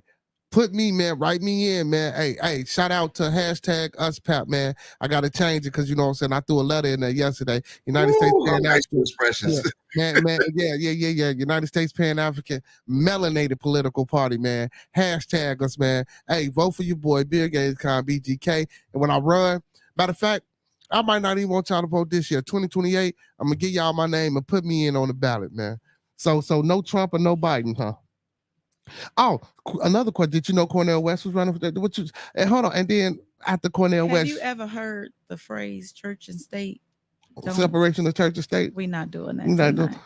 I'm in a professional capacity. We will not talk politics. Oh, no politics. Wait, that sounds Masonic. Yeah, no see, man, you ain't supposed to be talking politics neither, Masonic brothers. And you keep calling numbers out. Well, you know how there's 30 seconds. We can have 2 heads. We can do both. So no politics, man. Oh, well, did you know Cornel West was running for president? I did not. See, a lot of people see, and again, like where's the marketing for that? See, that there's no media. There's nothing. That's question for it too. Why you playing? Yeah. Doc, far as Project 2025, if it goes in action, how will that affect what you do? Medical, yeah. Because there's some policies inside of that I read, and it's an 800-page document. But if Trump gets in office and he reverses a bunch of things, I think the medical, the way the medical society works, as well as academics, there's going to be some drastic changes. Great question. What are your thoughts? It's already been drastic changes. So No, I don't know. I'm just saying. Just like abortion has now been Oh, outlawed. yeah. You Yeah. can't get birth control. You Yeah. don't want me to have babies because it's gonna destroy the economy and so forth and so on. But I can't take birth control. Like, how do you control my reproduction? Right? We all been through some stuff, made some bad decisions. Maybe I can't bring a child into the world and take care of them and so forth and so on. Maybe the best thing for me to do is do this over here. It's already been dramatic changes. This 2025 or whatever, we already in it. We're already in it. I think people like to you looking at the forest for the trees. We're already in it. Just like they labeled, you can take semaglutide. You can take Ozempic for diabetes. I heard that. But you can't take it for weight loss. So what did they do? But I heard people Let me finish. They rebranded it and named it Wegovy. Yeah. For weight loss. Yeah, I was just saying because I heard people same medication. Yeah. We're already in it, y'all. We're already being controlled. Stuff has already been manufactured, right? Yeah, she said that. I said that already. We're in it. You just got to pay attention and try to become a learned individual because there's too many of us that refuse to read, to learn, to be aware. Wow. But you talk about this, you talk about that, you negative on this, you negative on that. We ain't never gonna have. Well, we would if you would be aware and if you would read and if you would become part of the process. Well, she already know my message. I ain't even got to talk. It's our show tonight. When I went to go get my doctorate, one of the first assignments that they gave us was to go learn our alderman. And I was like, I was upset about it. And then when I realized as I sat in my house that I had recently bought, I didn't know who the alderman was and what were their stances. And so once I learned that, I learned that only 2 of the aldermanic persons had medical things as their agendas. So I linked up with them. Let's have a meeting. Let's talk. I got meetings. When I did my project over here in Roseland, I couldn't meet with an alderman. And this is one of the most undeserved communities in the county. But I couldn't meet, even though syphilis was on the rise and I was trying to help with that. Didn't matter. Couldn't even get a meeting with anybody. You got to know who is on the local level because that's how we make change on the local level. Because truthfully, the president don't matter. It's the Speaker of the House that runs the show. It don't matter who we vote for. Hey, so y'all remember when Roscoe was trying to make me the hold on, Master Teacher. Remember when Roscoe was trying to make me the chief of staff? What did I tell him I wanted to be? The Speaker of the House, remember? Yeah, because you were talking about the chain of process. Yeah, I wanted to be the Speaker of the House. So checks and balances system, but with Trump in there, bro, that was the crazy part. He's consolidating everything, so it's gonna get crazy. Yeah, I've been in Roseland for 3 years and I have no idea who my alderman is. And you got to learn that. You know, you living in one of the most underserved communities, and Roseland just got millions of dollars. I know. I helped write the grant. Yeah, but where does the money go? You need to know your alderman. No, I'm with you. I'm with you. And figure out what they're doing with the money. Yeah, I'm on the same page. Because if you know, you can go to some of these, but they have public meetings all the time. They have them all the time out in Calumet City. And I sit there and I listen. Because Calumet City just got millions of dollars. They didn't build the water park and they didn't build all this other stuff. Oh, okay, but what about these streets? And what about this? And what about that? I go and I sit in the meetings and I listen and I learn and I speak out and against or for something that's going to be good for my community. And we see change. And why is Cornell campaign broke? Because we not supposed, again, like she didn't know about it. I spoke on my daughter the other day, didn't know about it. See, a lot of us don't know about it. We should have been investing into that, brother, and promoting our own media. And like helping out the man Byron Scott. Remember when I was telling y'all about how he was trying to buy BET back, but they'd rather sell it to somebody that don't look like us. Hey man, look, I'll tell y'all every night, man, we need a plan. And if we gonna play this game, man, have a way in and have a way out, man, the exit strategy. I told y'all yesterday, don't none of this shit matter. You just got to know how to play the game, man. Hey, I'm gonna start a controversy before we get up out of here. Then we go end it with this. You got one more question? You got another question, master teacher? Before I ask this, yeah, just real quick. What was your inspiration, Doc, for becoming a nurse? Because I know a lot of young ladies that would like to talk to you, but like what? Because I know you say you started off as a nurse and then you broke into, I guess, the substance abuse or trying to help people with those crises. What was your motivation initially to become what you became? So my initial motivation was I wanted to help my mother. My mother developed substance use disorder when I was a young girl. So I wanted to help my mother, and I went to LPN school in high school. I became a CNA at 16. LPN, then I was a RN with a bachelor's degree at like 24, 25. Then I went and I got a master's and became a nurse practitioner. And then I went and I got my doctorate. And, you know, for me, I can't go any higher because that's the highest in my field, right? And so I needed to learn some other things because nursing isn't just about becoming a nurse and then you only know the stuff that you initially went to school with. The medical industry is constantly changing. You got to stay on top of your game. So, and that's, you know, I became a substance use provider. I treat hepatitis C. You know, I've won awards for asthma, even though I can't get him to take his medicine right. Like, I've, you know, done a lot in my career, you know, and I've been in the medical industry since I was 16. I'll be 42 in August, you know, if I'm here to see it. So I've done this well over half of my life. And so, you know, my inspiration, I just have a natural will and determination to help us. I'm all about us. I love us. I want to see us all win. You know, I used to get told, you need to say no sometimes. You need to say no. Stop saying yes. Stop saying it. Because I want everybody to win and I want everybody to have. And if I could do well, I want you to do well. But, you know, we learn that, you know. sound like she got that Donald Trump fist going on. You can't make Fight, folks, you know, fight. Take, you know, your help or whatever. Yeah, that's sometimes. true. So, That's true. and that's what make the medical industry so tough because Yeah. even though we got all of this stuff, you can't make folks take it.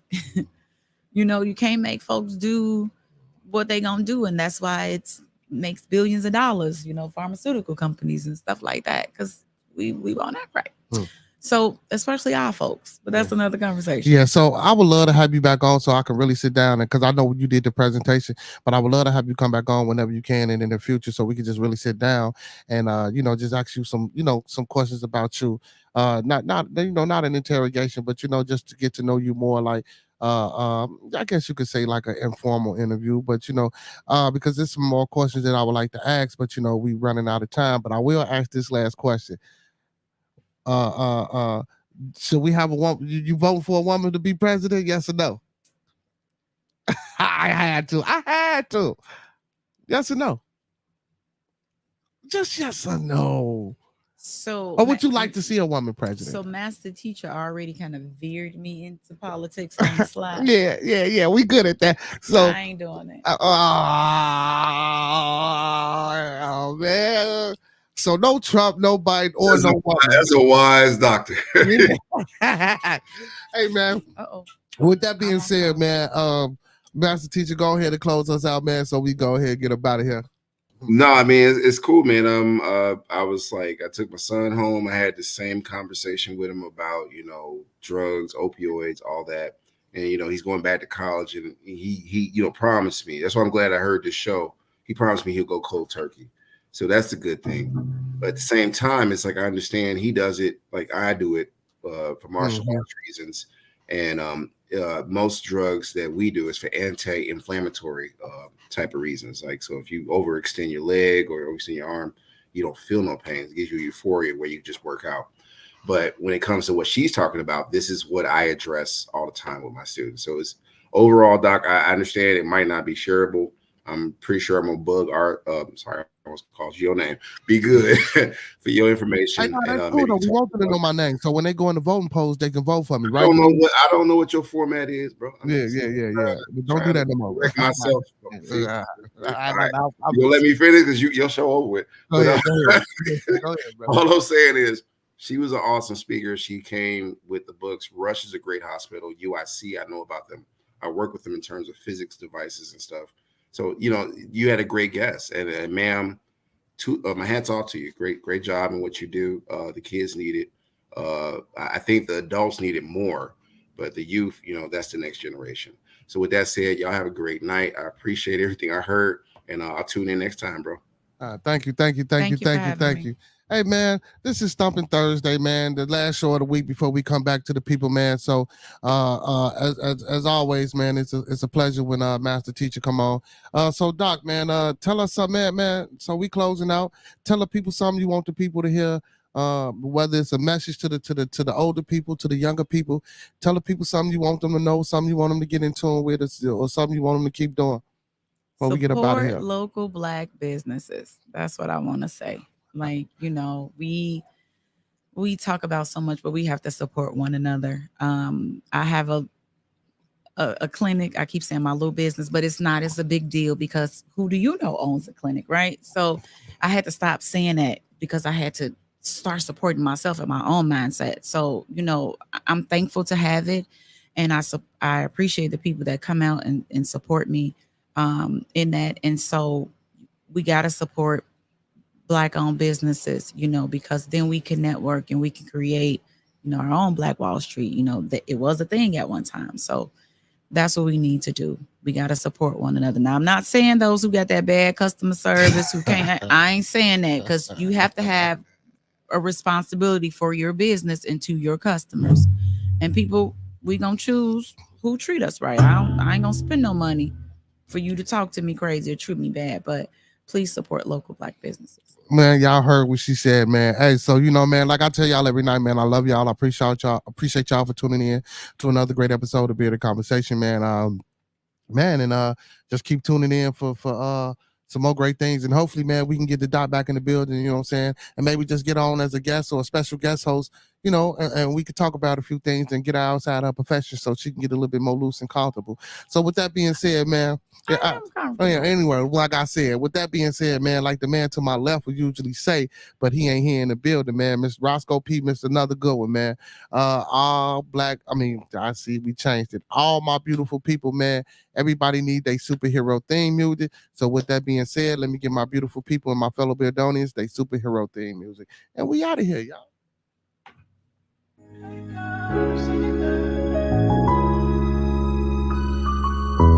Thank y'all for joining another. MJ. Thank y'all for joining me in another beautiful episode of Bearded Conversation, man. The discourse tonight was great. Appreciate Doc House being in the building, man. Appreciate Master Teacher for jumping on the panel, man. Hey, like she said, support them Black businesses, man. Make sure y'all check out Lynn Chicago Pizza.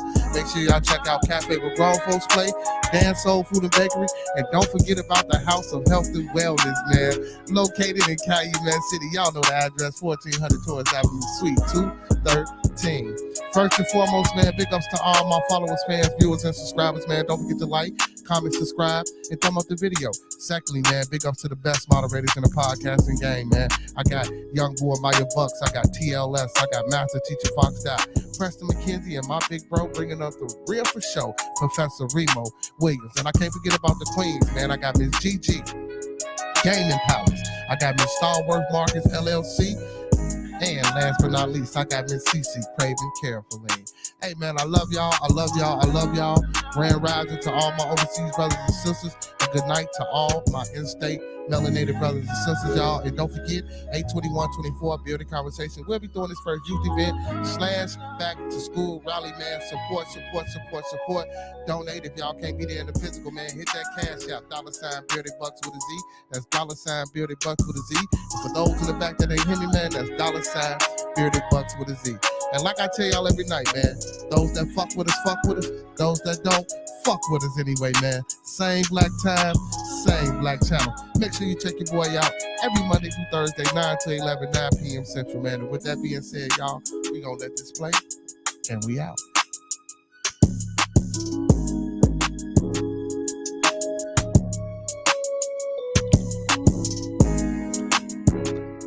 Look at the Doc bobbing her head. Now she knows she's supposed to be taking people's blood pressures and counting their heartbeats and not bobbing her head to this type of music.